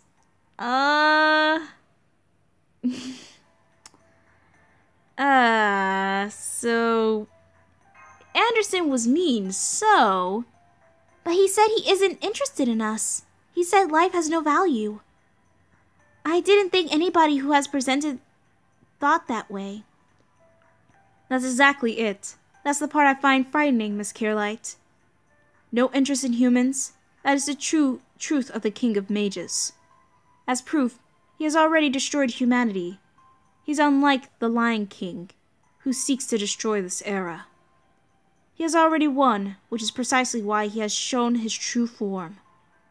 Of course, he would have an interest in us, is because he's already moved on to his next project. For example, suppose there's a desk here with a project labeled Incineration of Humanity, sitting on top of it.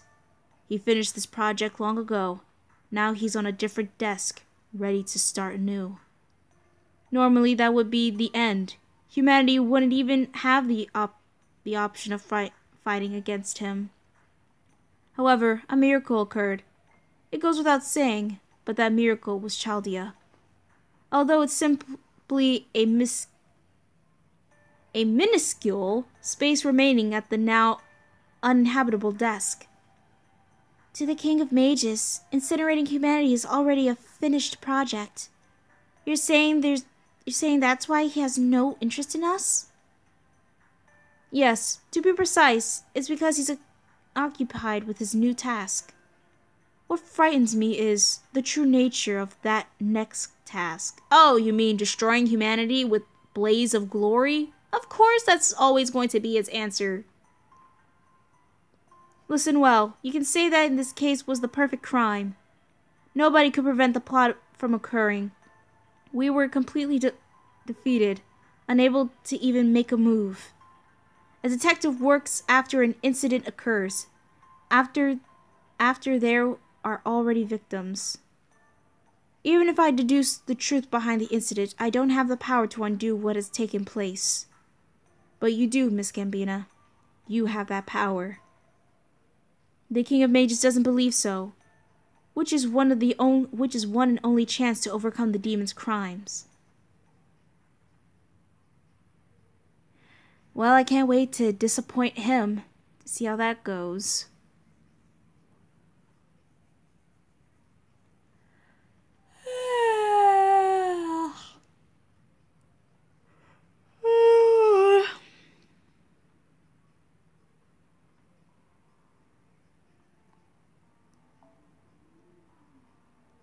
Which lancer should I bring with me?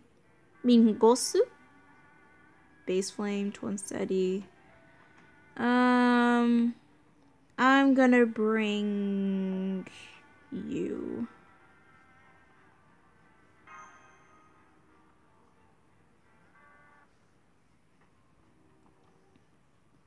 Rejoice, everyone. Rejoice, boy. We're nearly at the center. Many answers awaits us ahead. The old man of the mountain sent you here for two reasons. The first relates to the singularity, to gain knowledge about the Lion King's objectives and his scarred lance. The secondary relates to all 7 singularities. In other words, a part of the mystery behind the incineration of humanity. I'm prepared to answer both of those. However, before that, we've got to eliminate the defenses, right? A battle! Of course there be one! No, I have a warning. Well, more like a declaration. The greatest reason why I appear before you is that the peering eyes of Chaldea cannot reach you here. Let me tell you in advance, I do not trust Dr. Roman. Ooh, foreshadowing! The foreshadowing!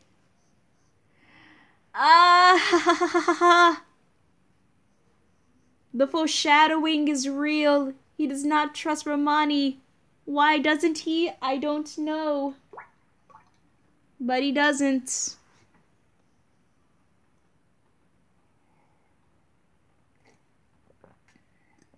Twin Steady, ye later. Oh, you're leaving? Okay. Bye, Twin Steady. Have a good night's sleep. But I don't know which time zone you're in, so have a happy good afternoon or a good night. Do. Wait, do I have two? Oh no, that's a system preference.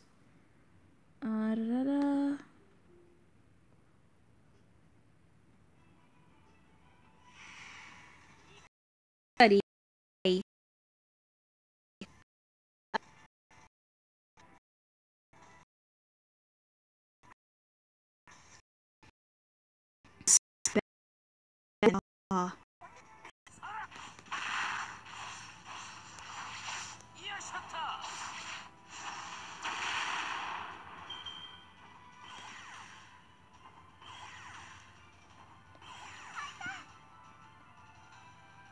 Okay, there we go.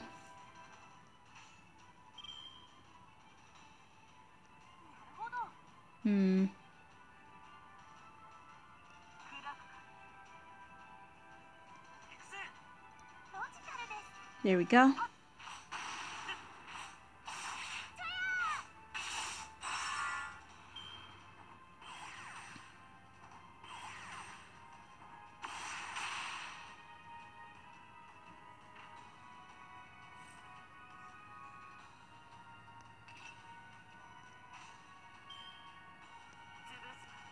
There we go.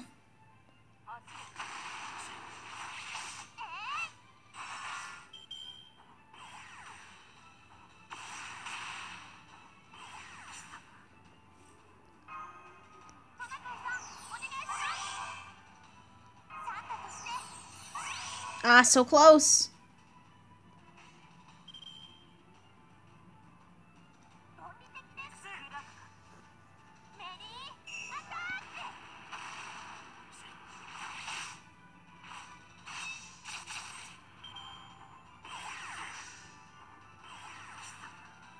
Why aren't they not attacking Jolt or Lily?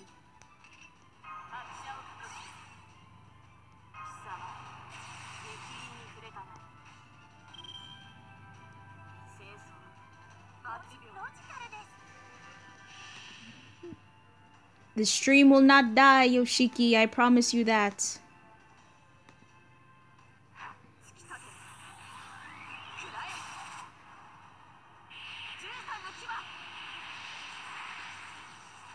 Rondo? Oh, Miredo! Dang it, I almost missed saying that.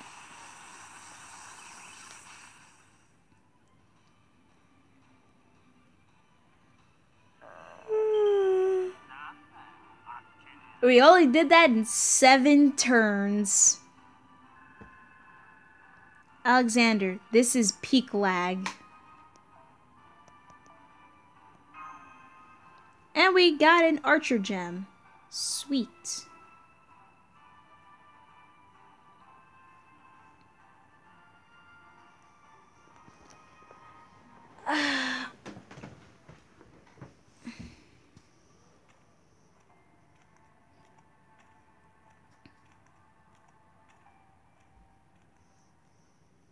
Have we made it to the center? We made it to the center. Hey, those are the pillars from that 1 CE that I completely forgot about. This is the heart of the Atlas Institute. We're underground, but there's a Sky Master. This place is the size of a city. I can't believe they were able to build such a vast structure here. This sure looks like an academic institute. All right. They have everything necessary for humans to live their lives. This would help their students keep sound in minds, even if the sky was artificial. The obelisk in the center is the Atlas Institute's greatest recording medium, a Persuado Spiritron calculation engine, dubbed Tri-Hermes. Trismegistus in Chaldea was based off of it. That's the original? Now that you mention it, its structure, that's the original? Indeed, the one sent to Chaldea is merely a copy. It has a photonic crystal, a philosopher's stone, an out-of-place artificial that cannot be created through science in the present world. Now then, we've already acquired the access rights. Normally, we would just ask the staff, but as you can see, this place is completely uninhabitable. I feel a little sorry, but we'll just have to use it without their permission. Yes, but I wonder why the staff aren't present. It may be buried in sand, but all the equipment seem to be operating like normal. The answer is obvious. This is Atlas in 2018. In other words, the one from your time period. Atlas from our time? Now that you mention it, Da Vinci said something like that. Something about how in Egyptian territory there's a foreign object from yet another era. It must have been this. Ooh, plot twist. Alexander. Oh, deep lore. There's so much lore in the Fate series. It doesn't know when to stop and take a breather. I believe so. The mages may have been incinerated, but the Atlas Institute itself didn't vanish. So it destroyed all of the, well, incinerated everyone that worked in there and still kept the structure. Yoshiki, Atlas, Ronnie V. Okay. Oh yeah, Ronnie was a part of the Atlas organization because she was created by her master. Alexander, photonic crystals are Fate EX stuff. We're talking about the Fate Extra in general or Fate X Stella. So I know which one is which. Now, let's get into the main issue. Tri-Hermes contains recordings of all events. Since we aren't alchemists of Atlas, we wouldn't understand everything it contains. But the simple truth is, we should be able to understand the results, although it would be like looking at a mathematical equation solution. What are you checking? Peeping isn't a good hobby, you know. Peeping isn't a good hobby, you know. Ha ha ha ha. That's not what I'm doing. I'm only interested in the honest truth. I would never do anything so shady. The only thing that excites me is the truth itself, not personal value, not personal lives. Now, Tri-Hermes, soaring bird of the underworld, answer my question. Tell us of a certain incident, erased from all records and descriptions. The Holy Grail War that occurred in Japan in 2004. The Holy Grail War? Don't tell me you mean Singularity X.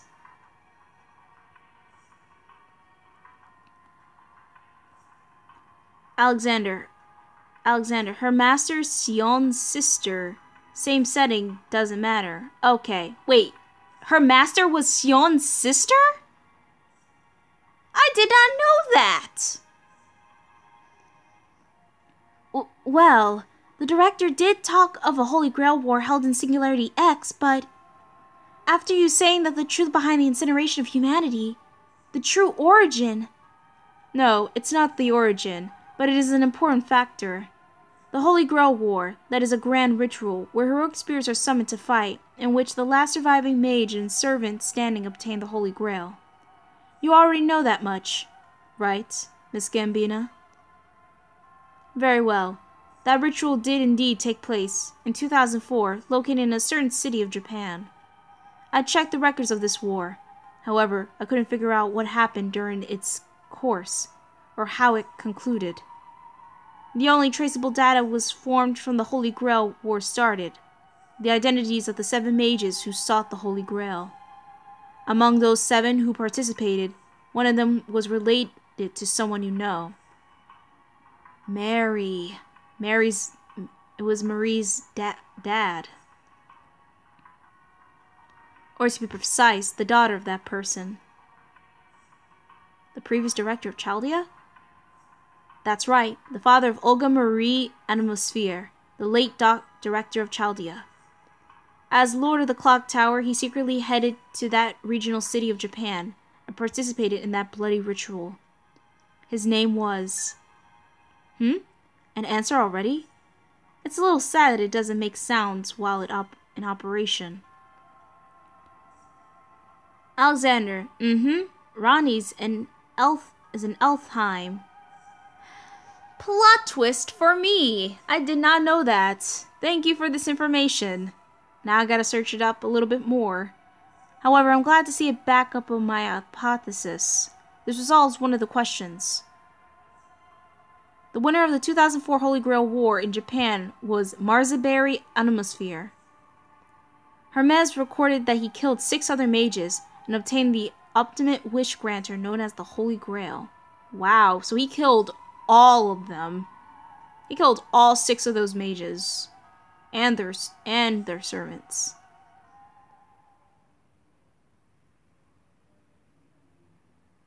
He obtained the Holy Grail? And that's before the incineration of humanity. Before the race shift was carried out? Correct. Records indicate Marzaberry brought his assistant along to the Holy Grail War. And that, having been given special exemption the following year, the assistant was then invited to join the staff of Chaldea. He became the top of the medical division in his early 20s, so special in the words of it, I'd hesitate to call him a normal person. The top of the medical division. Do you mean Romani Ackerman? There's the magic word! They said it, folks!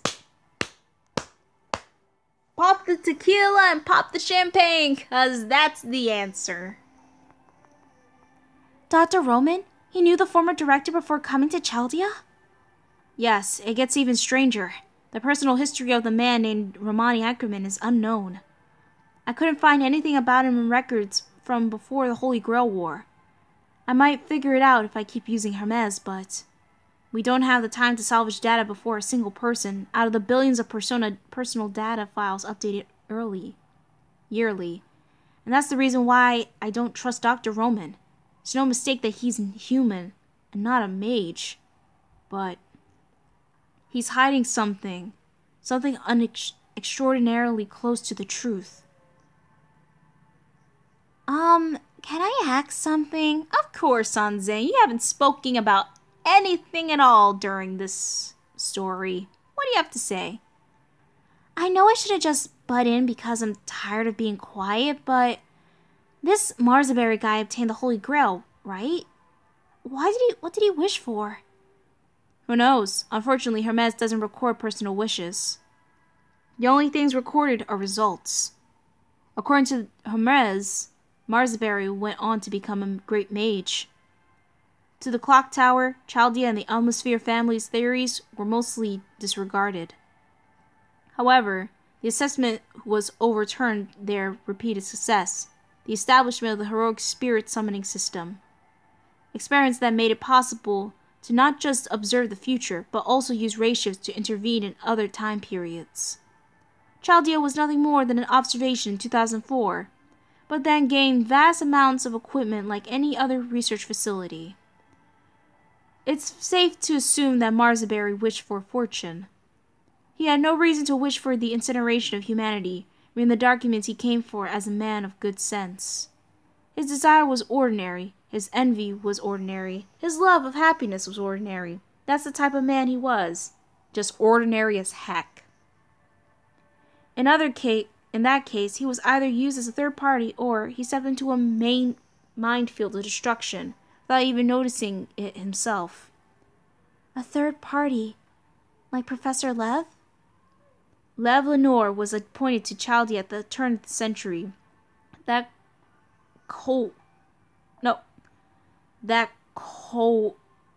coincides at the time that the technology to construct the observational lens, Sheba, was provided to Chaldea. Lev Lenore was working under the King of Mages. I have no doubt about that. To be honest, this caused me the biggest headache. Chaldea caught the Eye of Lev, and he infiltrated it. In that case, this must have been some issue of Chaldea before the Holy Grail War of 2004. There is so much information about the story that it's making my head hurt, and I need to drink something because my throat hurts.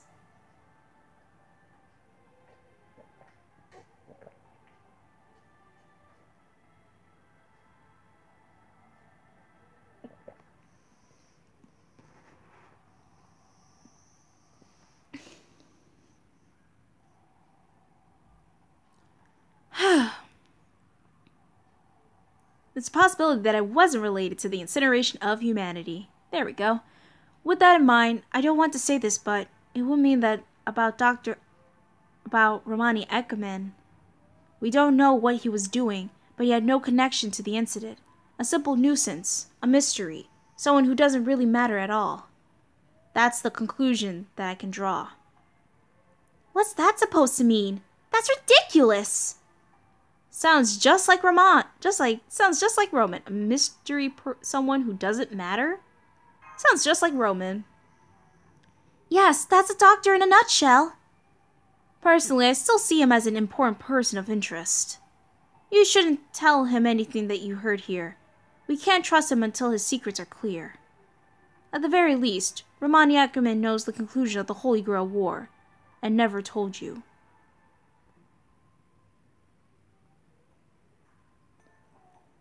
Now, I'd choke right there.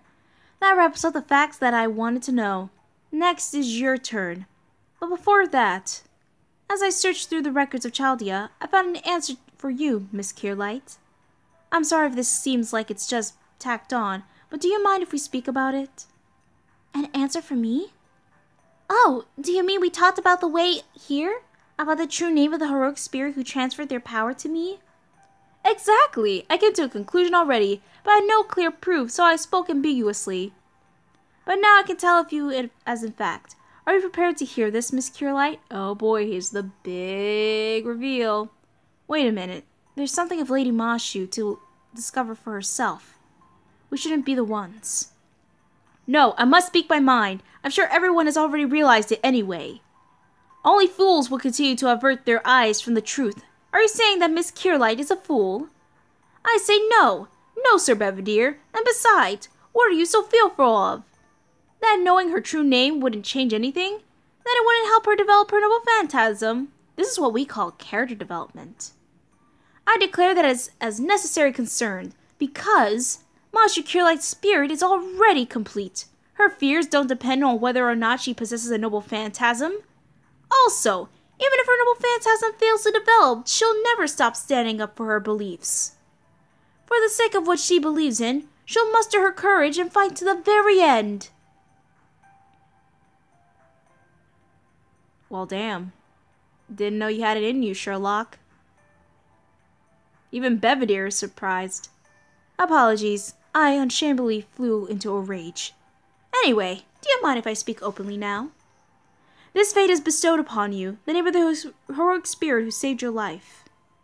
Master, is this really okay? Of course! Okay, although I wish for something a little more special. Please tell me, Mr. Holmes, my true name, the real name of this shield. Very well, then I shall tell you everything like a true detective would. First off, how did Chaldea stabilize the heroic spirit summonings? By being in possession of something that gathers heroic spirits. I see where many heroes once gathered, a rite of vows called the Round Table.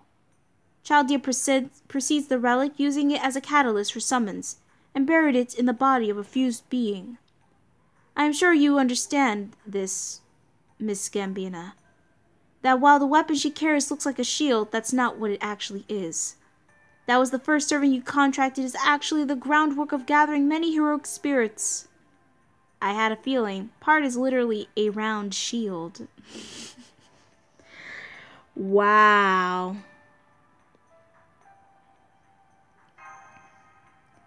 So to Z, Kohai be like, okay. Twin Steady, Avenger Olga, I needed. Actually, I just want Olga Marie back as a regular person. I don't see her as a servant per se. Just bring her back as a regular person. Don't make her into a Persuado servant. Because we still need to know more about her as a character. Even though there's like a side story manga that'll help out. Yes, perhaps something of a pun. Something to applaud to the Chaldea engineers for. The core of her holy round shield is the round table itself. Now listen well, Miss Kirlight. The second heroic spirit summoned when you were young, the only successful result of Chaldea's heroic spirit fusion experiment. The hero who landed in the inhumane experiments of Chaldea, but stayed in the present world to preserve your life. The one who entrusted everything during the Chaldea bombing incident. The heroic spirit's name was Galahad. He did it, boy! He said it! Cue blow horns.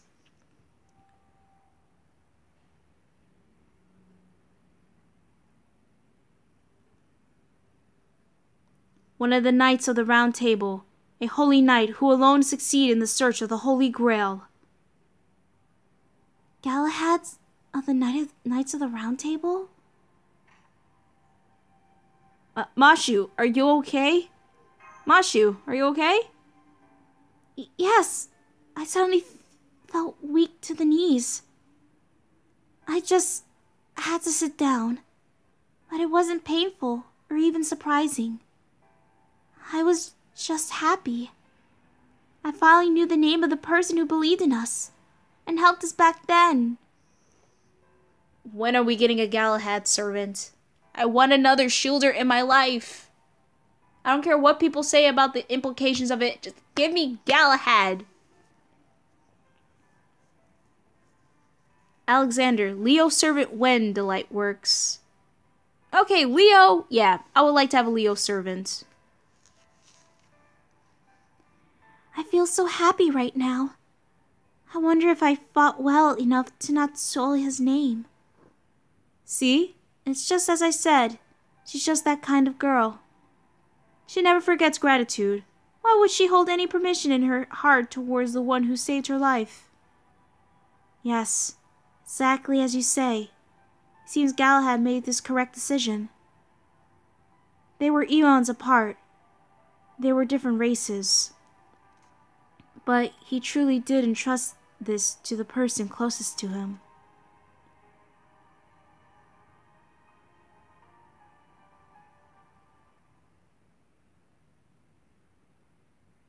We don't need more Shotas. Okay, maybe one Shota. Okay? We can deal with one Shota. Yay, we got a bond level!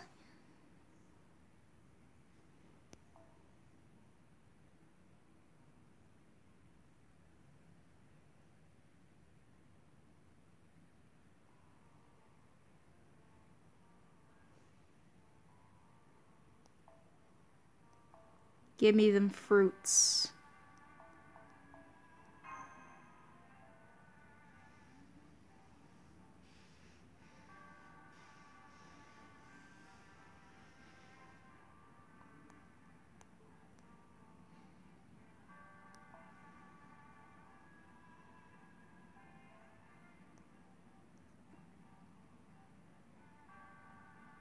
Okay, so...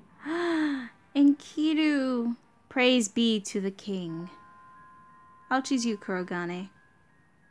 But I do need, let's see...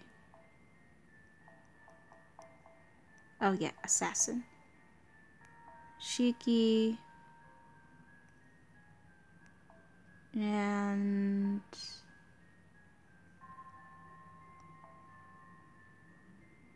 There we go.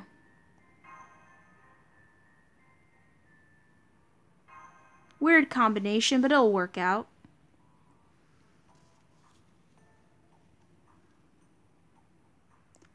Now, Miss Gambina, I'll leave the actual awakening of the noble phantasm to you. But I fear Hermes is not doing very well. One more surge and it'll run out of power. I should reflect on my actions as well. It will seem my plan to search for enhancing unsolved mysteries was somehow backfired. Mr. Holmes? Fool! Please, fear not. It will work, but only one more time. I never miss the truth. The Lion King's scarred lance, Romildred. You know why it exists. Needless to say, I've heard this name as well, but I have never set eyes upon it. Hermes, show us the truth that lies behind it. I see. Senpai, it looks like the search is complete. Hermes seems rather useful. Foo! The lance that the Lion King possesses. How much do you know of it, Sir Belvedere? Very little. The king had a number of holy artifacts aside from the sword. I mean, he had Caliburn till she lost it. That Excalibur until she died and you took it away and then thrown it in, and didn't take it back to the lake, Belvedere. Why didn't you do it? My leg. Let me stretch it. Whew, there we go. And there's also Romildred. It can't be like other, there should be other artifacts, but those are the only 3 that I know. Oh, there's also Avalon too. So that's 4.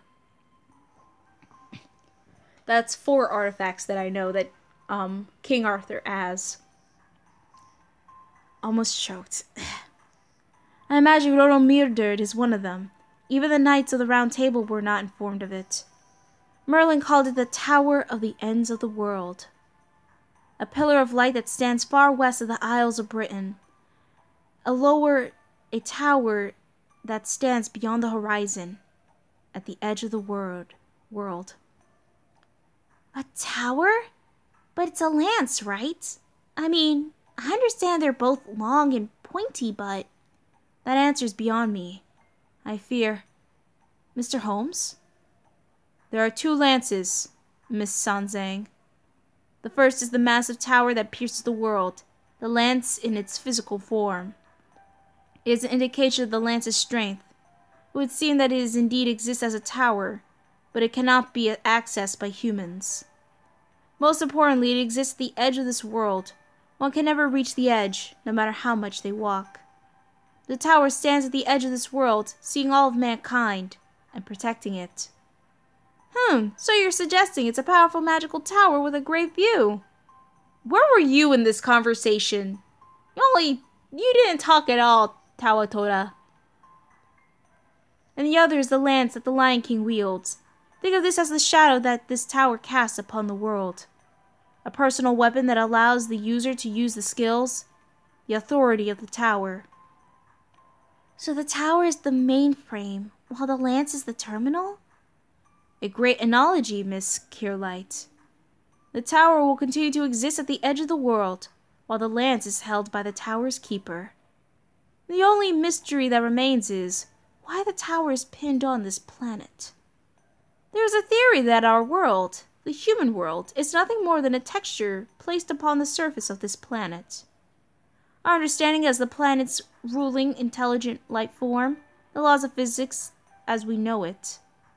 The texture that results in this understanding is our world, and it is sewn tightly to the planet, so as not to be removed. I'm getting major flashbacks from about the root, the other layer where the mythical beast lay down. I forgot what that layer is called because they were talking about it in Apocrypha, and that's the place where Sieg put the Holy Grail at. I can't remember the name. Twicetti, Pridewin or something or other. I don't think it was Pridewin. The Far Side of the World, that's what it's called. Thank you, Alexander. What keeps it placed, my friends, is the phenomenon known as the Tower of the Ends of the World. And this tower is not limited to the Isles of Britain, either. There are several around the world, one of which is the Scarlet Lance currently in the Lion King's hands. The tower at the ends of the world. Now I understand what it means. The king is trying to use such a dangerous thing to... It's like a pagoda. A vessel for seeing faith. I get it. But how is that related to the state of the holy city? What does the Lion King intend to do with it? Most likely, the Lion King intends to use the lance as the tower. The Lion King intends to create an ideal world at the holy city by gathering only the chosen ones. Not simply a pure human being, but one that will always do the same. They'll always do the right thing, no matter what. According to Hermes' calculations, the Scarlet Lance can store up to 500 souls. The holy city was built over the Holy Land in a single night. Seems impossible, but not until you understand why. That city is the Scarlet Lance itself. People that were brought to the city have all been sealed inside it. The Lion King calms his quarantining pure humans, and the truth is that he is not letting them get away. It's an elaborate trap. Impossible. The city is Camelot. The details may be slightly different, but no doubt about it, it's Camelot. How? How could it turn into such an evil? No, Mr. Holmes' deduction is correct. That is not Camelot. True, the castle of Camelot was created by fairies. It's no wonder it appeared overnight.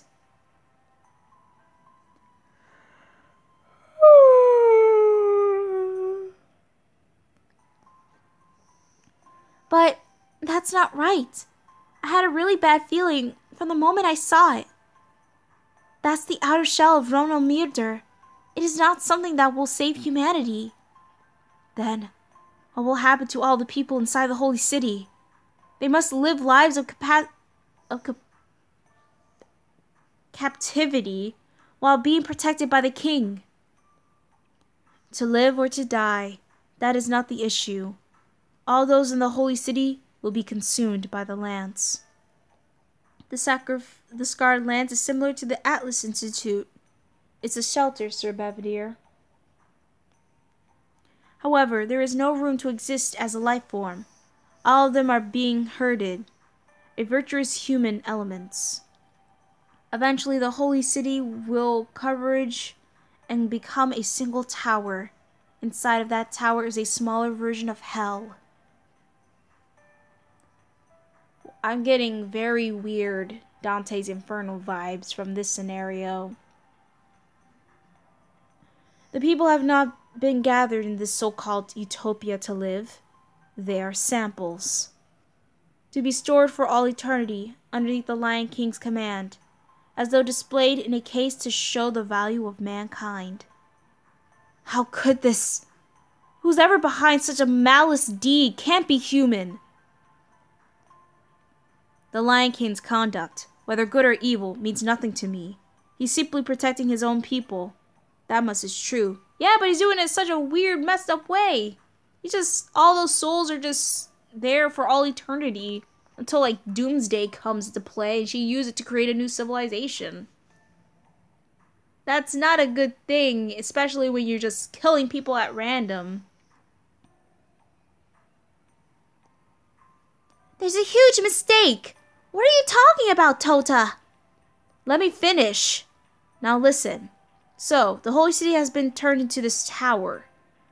Then, what will happen next? I believe the tower will disappear along with the Lion King's army. At the very least, the mountain people and the Lion King will have no reason to fight, because we will fade, along with his ideals. Huh? You're right. I suppose that would technically put at the end of the conflict. Technically. To protect one's people, it would seem that even the Lion King wants to do that. What a relief to hear. I am the same opinion as Mr. Tota. Until we see Hermes' analysis. So, you're suggesting something else? That there is a deeper meaning to the Lion King's actions? Correct. The Lion King intends to turn the Holy City into the tower at the ends of the world. Surely you know what that means. When the tower is complete, the entire area will become the ends of the world. In exchange for creating the complete world known as the tower, the world outside it must be destroyed. The Lion King is not simply trying to protect his own people. He's going to eliminate all other people outside from his own. And that destruction has already begun. The reason the singularity has been an exception within an exception is because it exists nowhere in this world. Wow. That's very, that's scary and also not helpful. I see. The reason there's nothing in the other side of the desert is because the area has already been separated from human history. Yes, Miss Sazang. The King of Mages is no longer the one who's trying to destroy this era, nor the one that created it. The Lion King is willing to sacrifice one of the foundations of humanity to create his own utopia. Only gods may do that. Sansang doesn't look pretty happy about that. Let us return to the surface, everyone. We are racing against time. We need to invade the Holy City before the Scarlet Lance is complete. There, we need to confirm the Lion King's intent. I agree with Belvedere, and it makes sense why the mighty skeleton guy told us to come here. That's Skeletor, young lady, and you will respect him. We should rendezvous with those as soon as we can. They need to know this. Why didn't the mighty skeleton guy just tell us the truth? Wouldn't that be faster? Because Gambino needed to come here, or perhaps the desert itself, if not this institute. No amount of strength will alter the importance of the people you meet. This old man in the mountains still has a few tricks up his sleeve. Gambino has a mission to accomplish here. Could that be his true intention?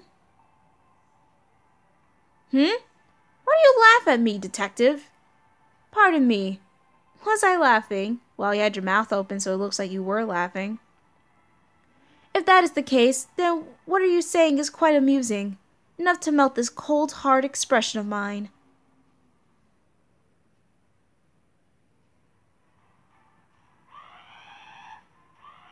And nobody turned off the alarm system? My god, we could have asked Hermes to turn off the alarm system while we're at it. Wait, we have to deal with this on the way back too? But of course. And this time, this opponent is stronger than any others we've faced. The Atlas Institute does not want people to leave. I thought I've explained this to you. This is the final battle in this underground lost world. Let's make it count. Alexander. Avalon is particular. It is the far side of the world, in the area of Britain. I just think of it as a separate space between Britain, or a space that is separated from Britain so that Britain can't see it, or that anyone can see it because it's so spiritual and it's in another world. Twin Steady. No, the name of the surfboard. Never seen Apocrypha yet. You should watch Apocrypha. It's actually better than Fate Extra Last Encore. And I'm saying this out of the purest of my heart. Because Fate Last Encore was such a mess. It was such a mess. It felt as if it was supposed to be, it's supposed to be a sequel.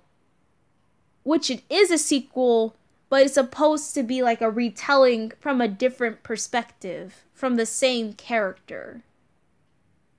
But it doesn't really add up too much to the story.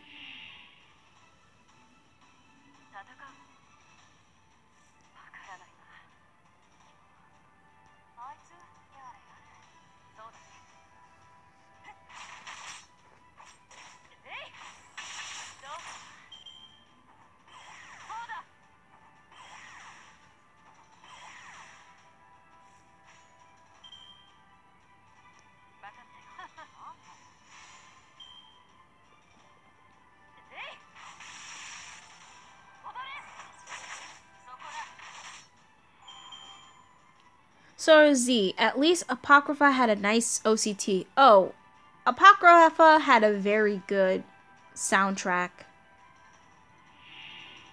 A soundtrack that I wish I had, but I don't.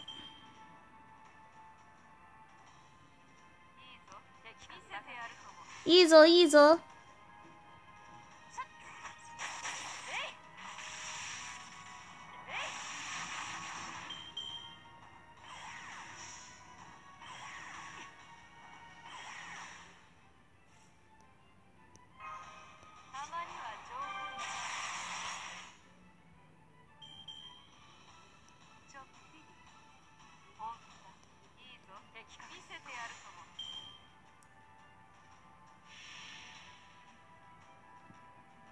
But continuing on what I just said, with Fate Last Encore, with art design, it reminded me too much of Motogatari. With the realness, with the nursery rhyme, episodes, episodes, it reminded me too much of Madoka Magica. And the funny thing about it is that the nursery rhyme episodes are supposed to feel with that Madoka Magica aesthetic, but it tries its best not to do it, but it was trying to do so.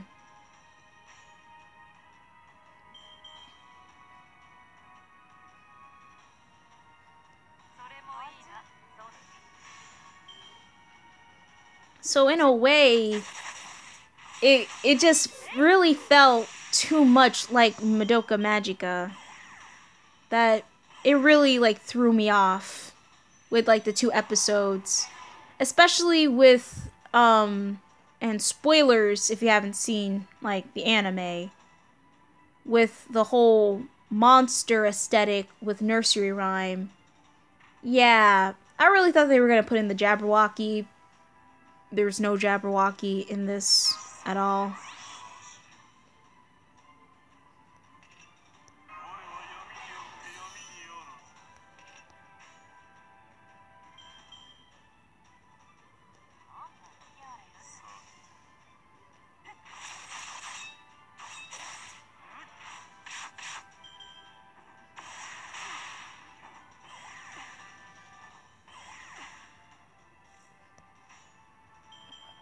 I mean, I would talk about this more, but my throat's already parching out. But overall, Fate Extella Last Encore was a real mess. It didn't know which way it wanted to go with the story and how it tried to follow through on with the game. It felt like more of a prequel. It could have been like an OVA series, honestly. It really could have been, but they chose not to.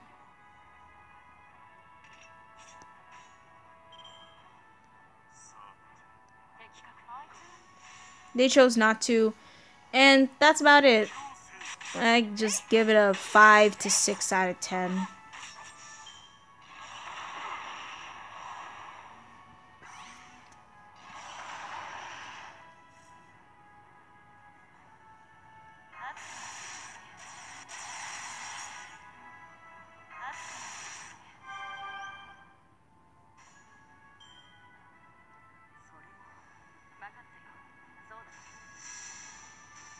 Go, Enkidu. Be free. Let your clayness and your trapness infuse with the dragon so that you can become one with it.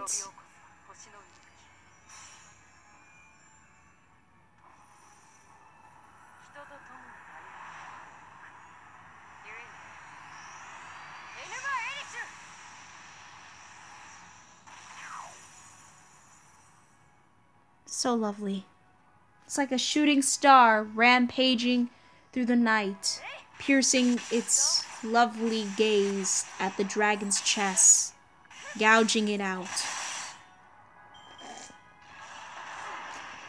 Poetry.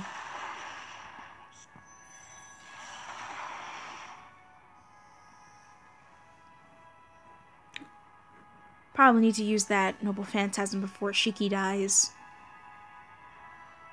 Oh, so tired.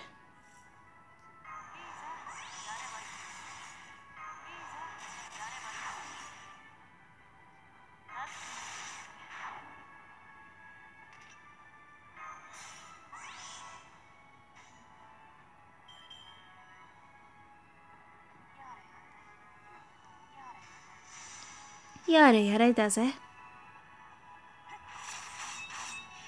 Go, Shiki! Let's see if we can get an insta-death on this.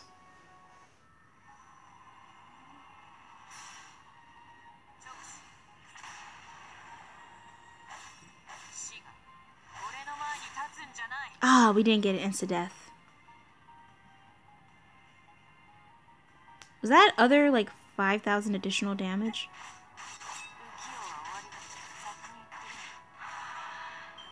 Oh, and I didn't get a dragon scale. Well, let's see what we can get from here. Oh, we got a gear. That's even more better. We didn't get a dragon scale, but we got a gear. Whew.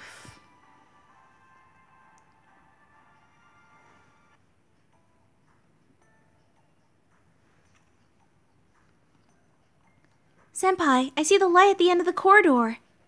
That must be sunlight. But I don't want to go back at the sandstorm. The return trip was much quicker. I suppose we owe this to you, Mr. Holmes. Elementary, my dear friends. You must not rely on your only on your visual senses when inside a maze. You construct a three-dimensional map inside your mind as you proceed.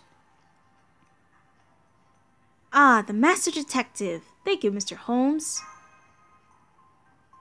I'm glad to be of service to you in the end.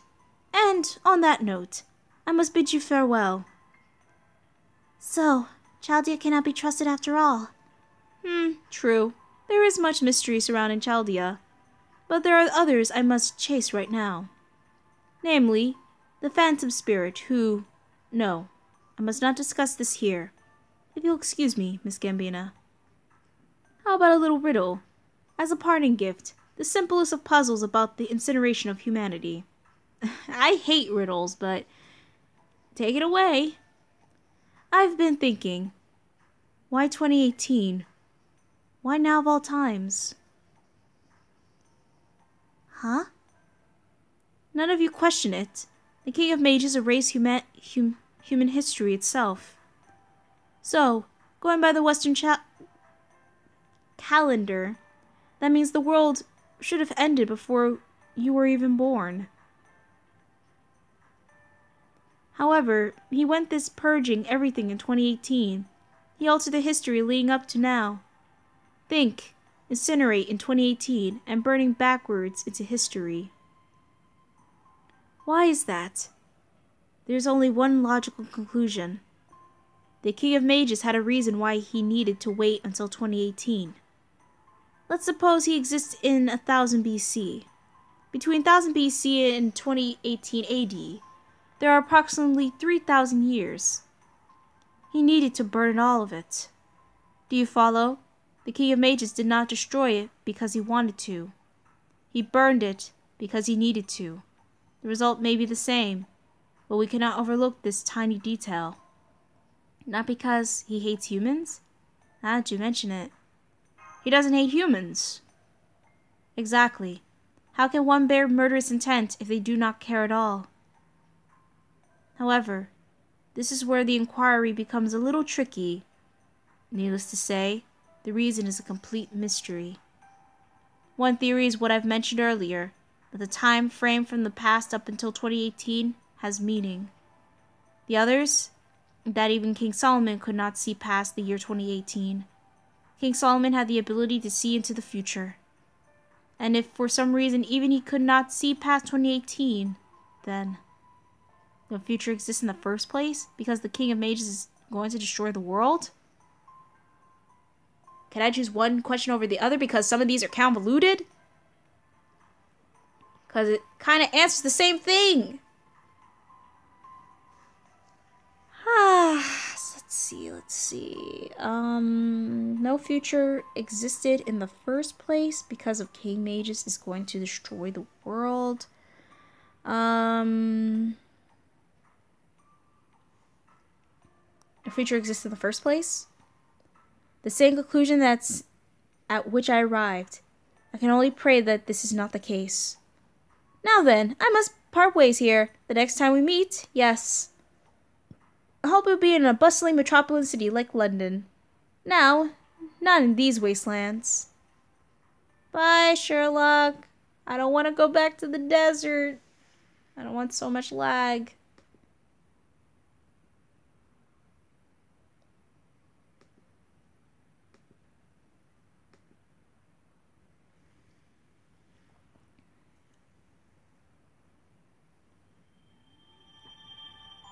And we gotta say quartz. Yippee!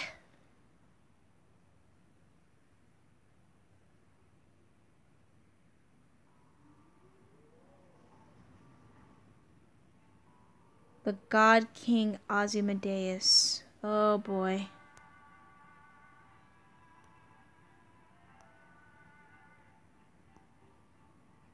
How many quartz do I have? That's 6. 6 quartz.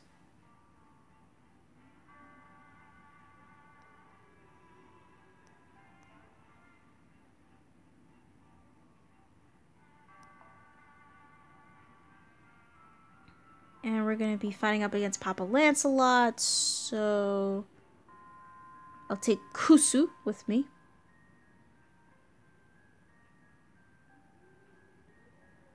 So we'll go back to the original lineup that we had. We had Gilgamesh,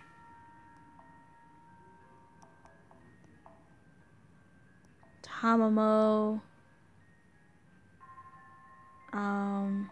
who else? We had you.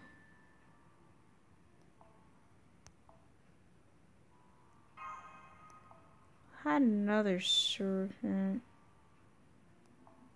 We'll put in Janu, just in case. Oh, but that'll be too much. Dang.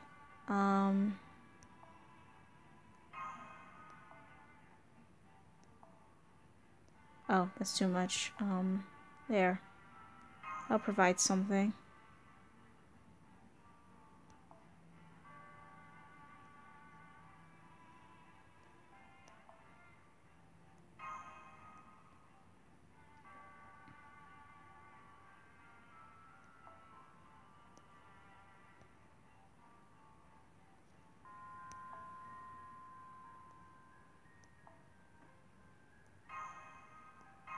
Okay. All ready and set to go. The God King Ozymandias, one of 3. Please don't let it be sand lag. Please don't let it be sand lag. Please don't let it be sand lag. Oh, thank the heavens, it's not sand lag. Oh! Looks like the little kitty is happy to be outside again. Of course, I'm very happy too. I'm at loss for words. It was a long corridor, after all. Looks like the sandstorm died down as well.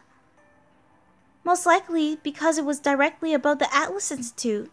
This region does not belong to the Sun King, after all. We don't have time to moment. What a despicable man to await us at... Hi, Dad. How's it going? Sir Lancelot! Master, we're surrounded! Your escape ends here. There's nowhere to run. Surrender. We have no more time to waste on you. If you choose to resist, then we will not hesitate to kill you. Looks like he's serious. Gambina, please stand back. A failure of one of the Knights of the Round Table must be dealt with by a knight. But first, I want to confirm something. I want to ask about the Scarred Lance. No, I want to confirm something first. That is an excellent point. Seems like I let the blood rush through my head as well. the King of Knights of the Round Table believes in the king, but that does not mean they know what the lance represents. Yes, if they were following the Lion King without understanding the role of the lance, it makes sense that they would be convinced. Sir Lancelot, before we fight, I have a question for you. Do you know what the lance really is? What the Lion King is after? What? The Holy City is no ideal city. That is the tower of the ends of the world. It gathers the most ideal humans and places them in a cage. And when that is realized, this entire area will disappear. What the Lion King is doing goes beyond that of humans must do. No way. Sir Lancelot lowered his sword. Seems like even the Knights of the Round Table weren't informed about the lance. Oh. Oh no! I do not expect you to know so much. I suppose that it means that over there are privy to the same information. All the more reason I cannot let you escape. You would only spread fear where it would be needed. Gah. Lancelot, how could you? You knew of the Scarlet Lance, yet you still serve the king? Have you any idea what he intends to do? Enough!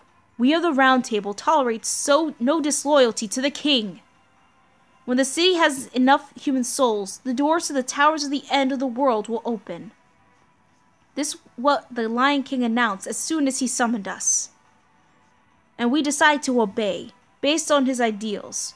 We slaughtered the Crusaders, and decided to become enemies to all of this era. We have done this even knowing that what the king is doing is inhumane. Enough talk. If you wish to continue this debate, then you must put your life on the line. Mashu! Ah! Now I am mad! I can't imagine an angry marshmallow. She's so hot and boiled right now. I can't do the angry Mashu voice. What? Milady.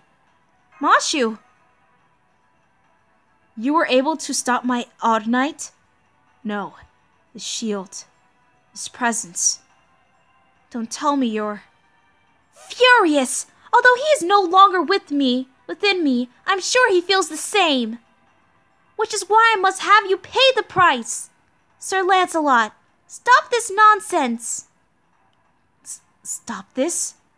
Are you scolding me? Yes, Mashu, speak the words. Put your dad in your place. I mean, you're technically not your dad, but still your dad, okay? Forget scolding. I'm disgusted. How can you possibly take pride in yourself as a king of the knight of King Arthur? I can't speak. If I need to rethink. Okay. If you disagree with the king, raise your case. If the king is wrong, then you fight. That is the heart of chivalry. That was entrusted to you. Only you. Wait. Just wait. That disrespectful and rebellious tone. That hair that covers one eye. You couldn't be. No more words, Sir Lancelot. No. I challenge you to a duel once more. Mashu? Rest assured, Master, I will not lose to this person.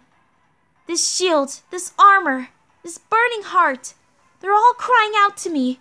Because...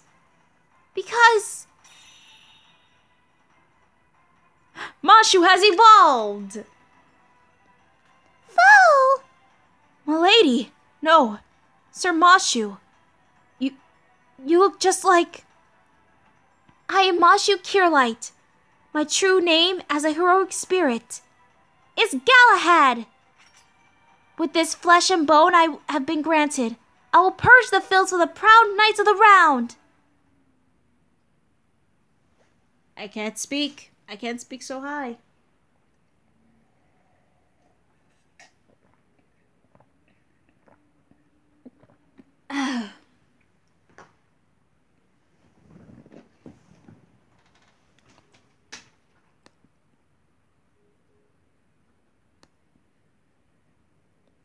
Ugh.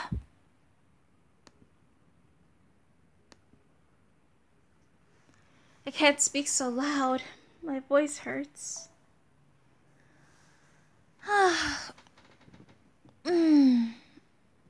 I'll just sit down as I charge my laptop.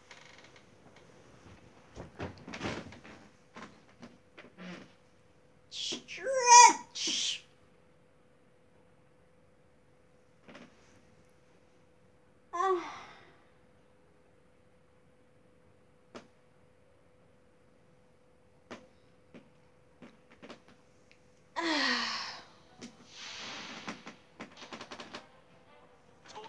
My back.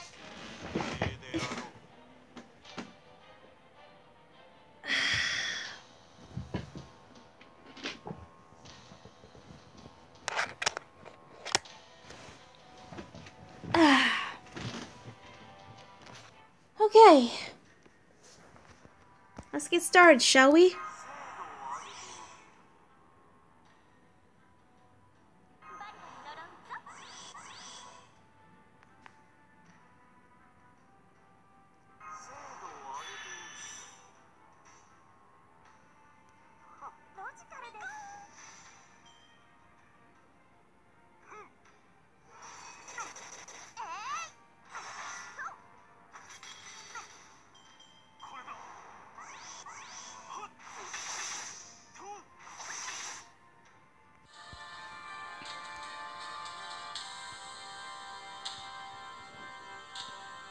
Whew.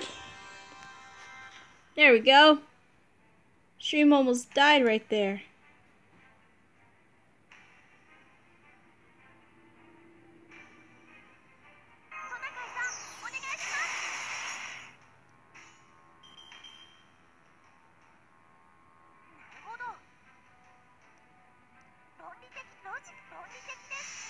There we go.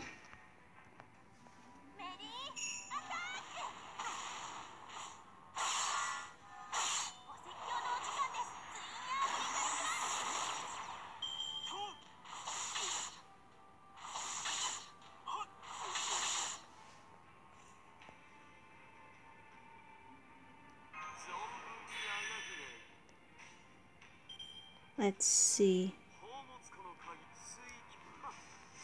There we go.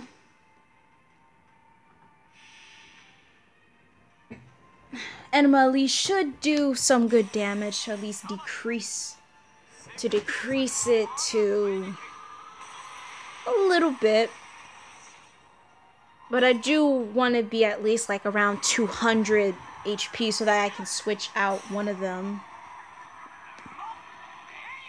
for Jolter.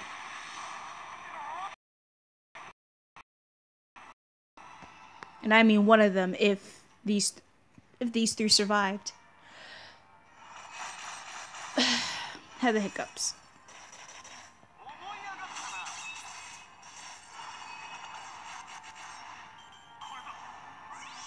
Oh no.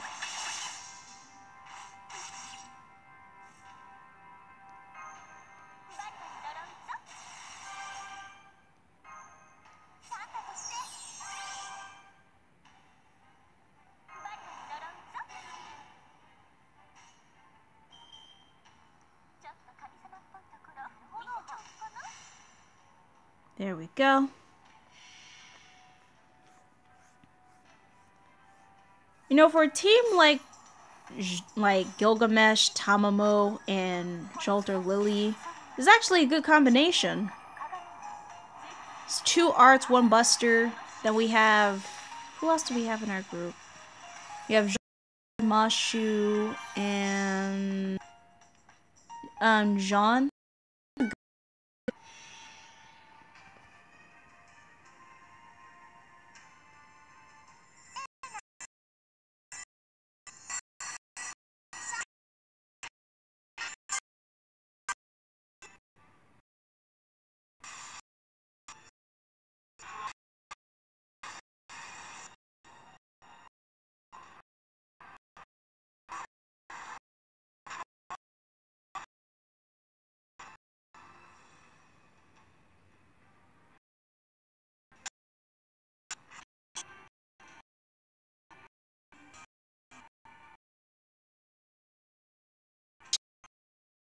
She's great.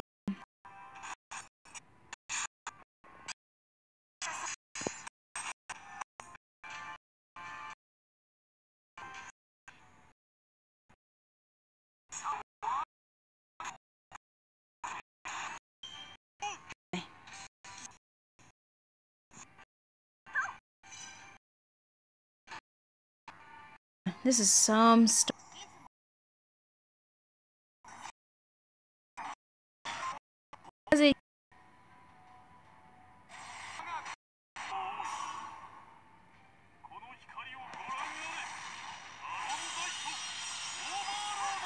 Oh no, Mashu!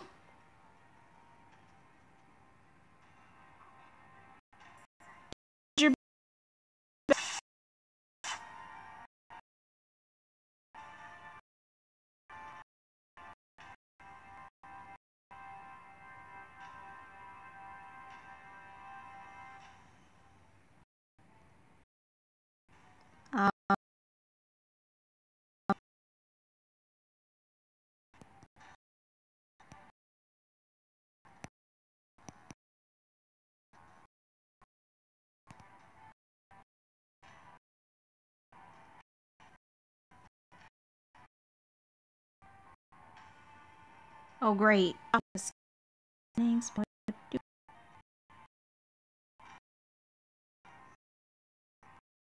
Is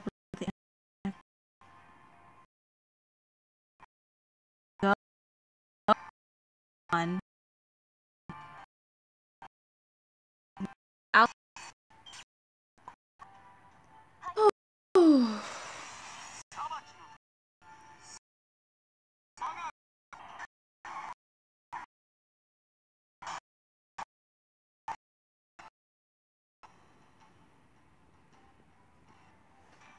Is there any way to kill Hadge?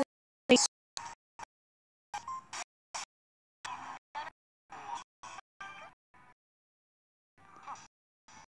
is use this in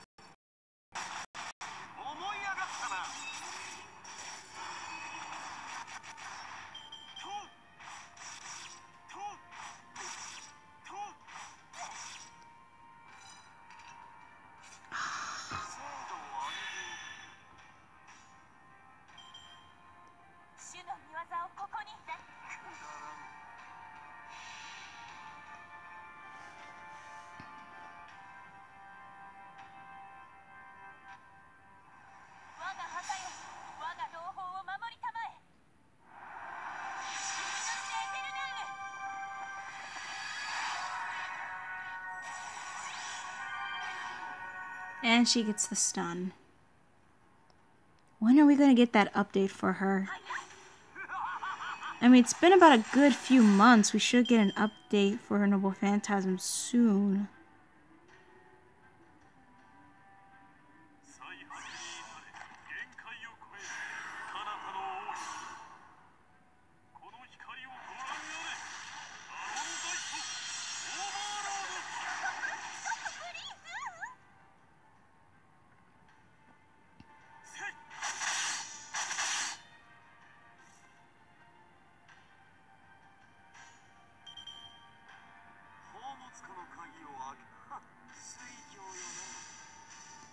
Whew.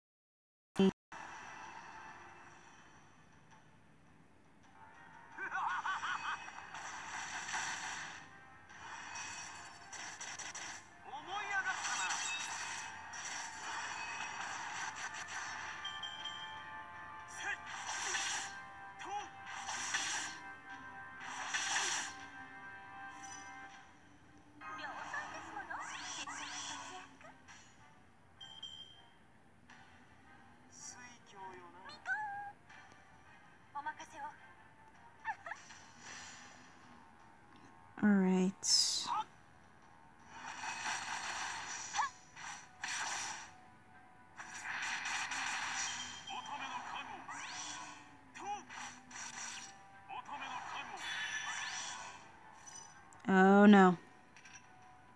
Oh jeez.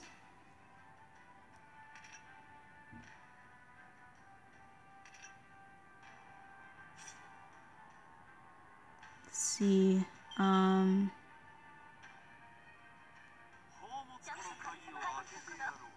There we go.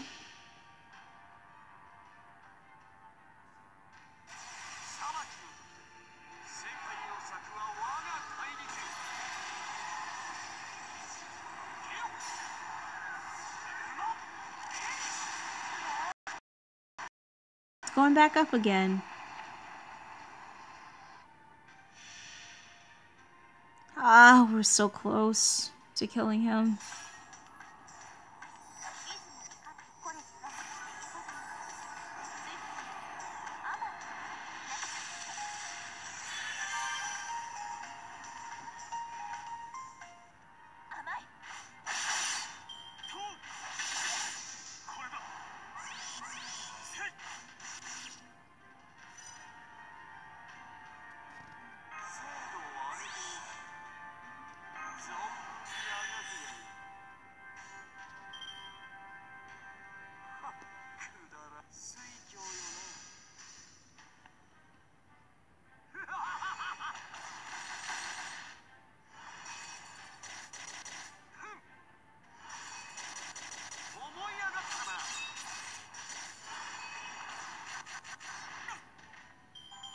Lovely. That was the worst 10 minutes, 6, 7 minutes of my life. We'll make it 22.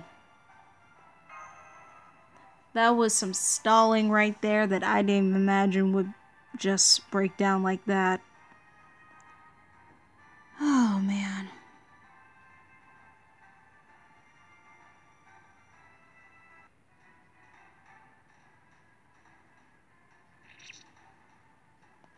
Ugh, the attack is so strong it reaches to the core of my body.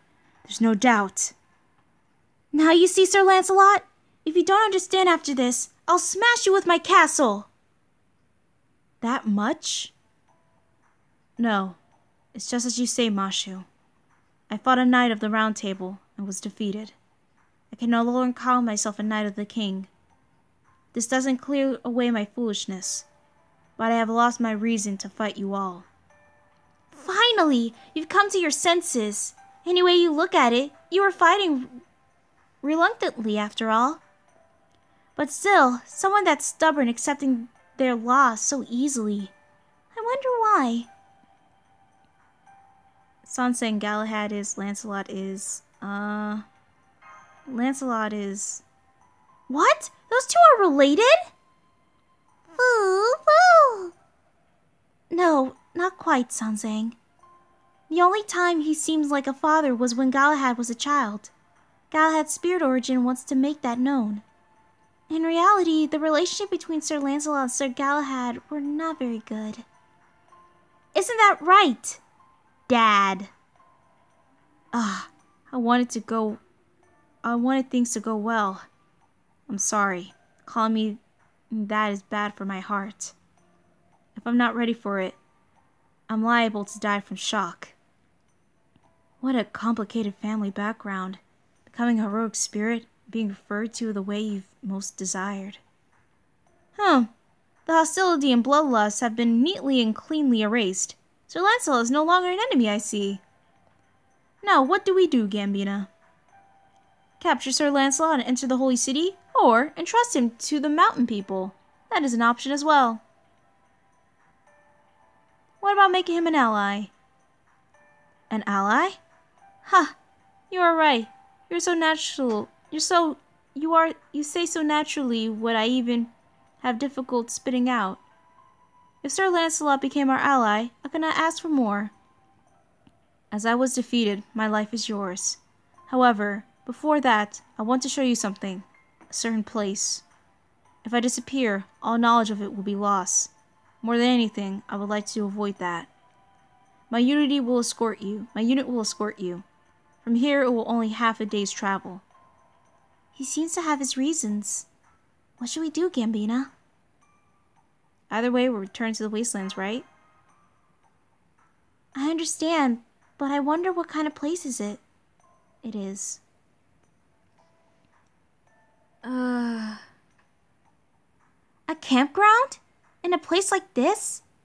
And what's more, it's full of people. Mountain people, desert people, and even people from the Holy Land. On top of that, this place wasn't built yesterday. You could even say this is a refugee village. Sir Lancelot, you gave the refugees shelter here? There was no choice but to send those chosen by the Holy Selections to the Holy City. I was free to do as I wished for those who weren't chosen. The king didn't order me to execute them. Moreover, there were quite a few knights who disobeyed the king.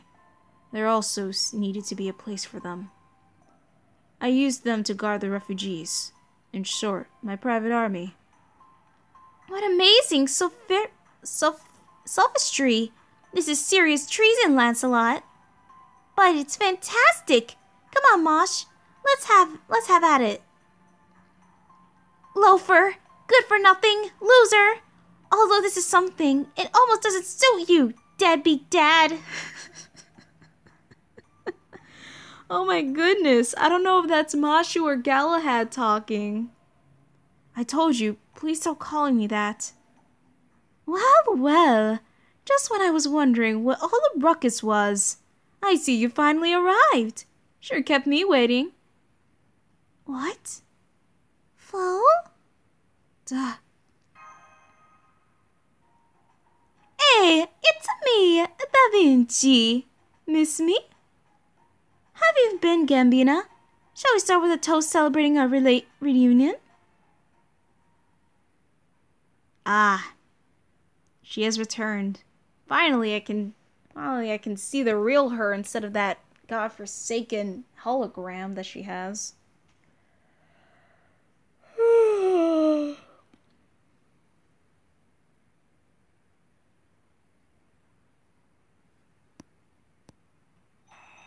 There we go.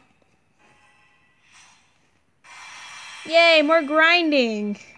Lovely.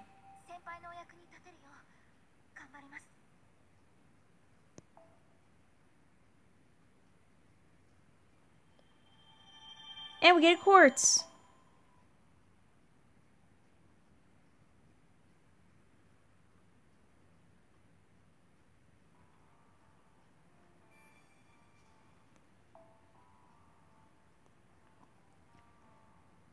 Now, as much as I want to make this like a full-on 4 to 5, 6 to 7 hour stream, we're gonna end this right here. This has been a very fun chat.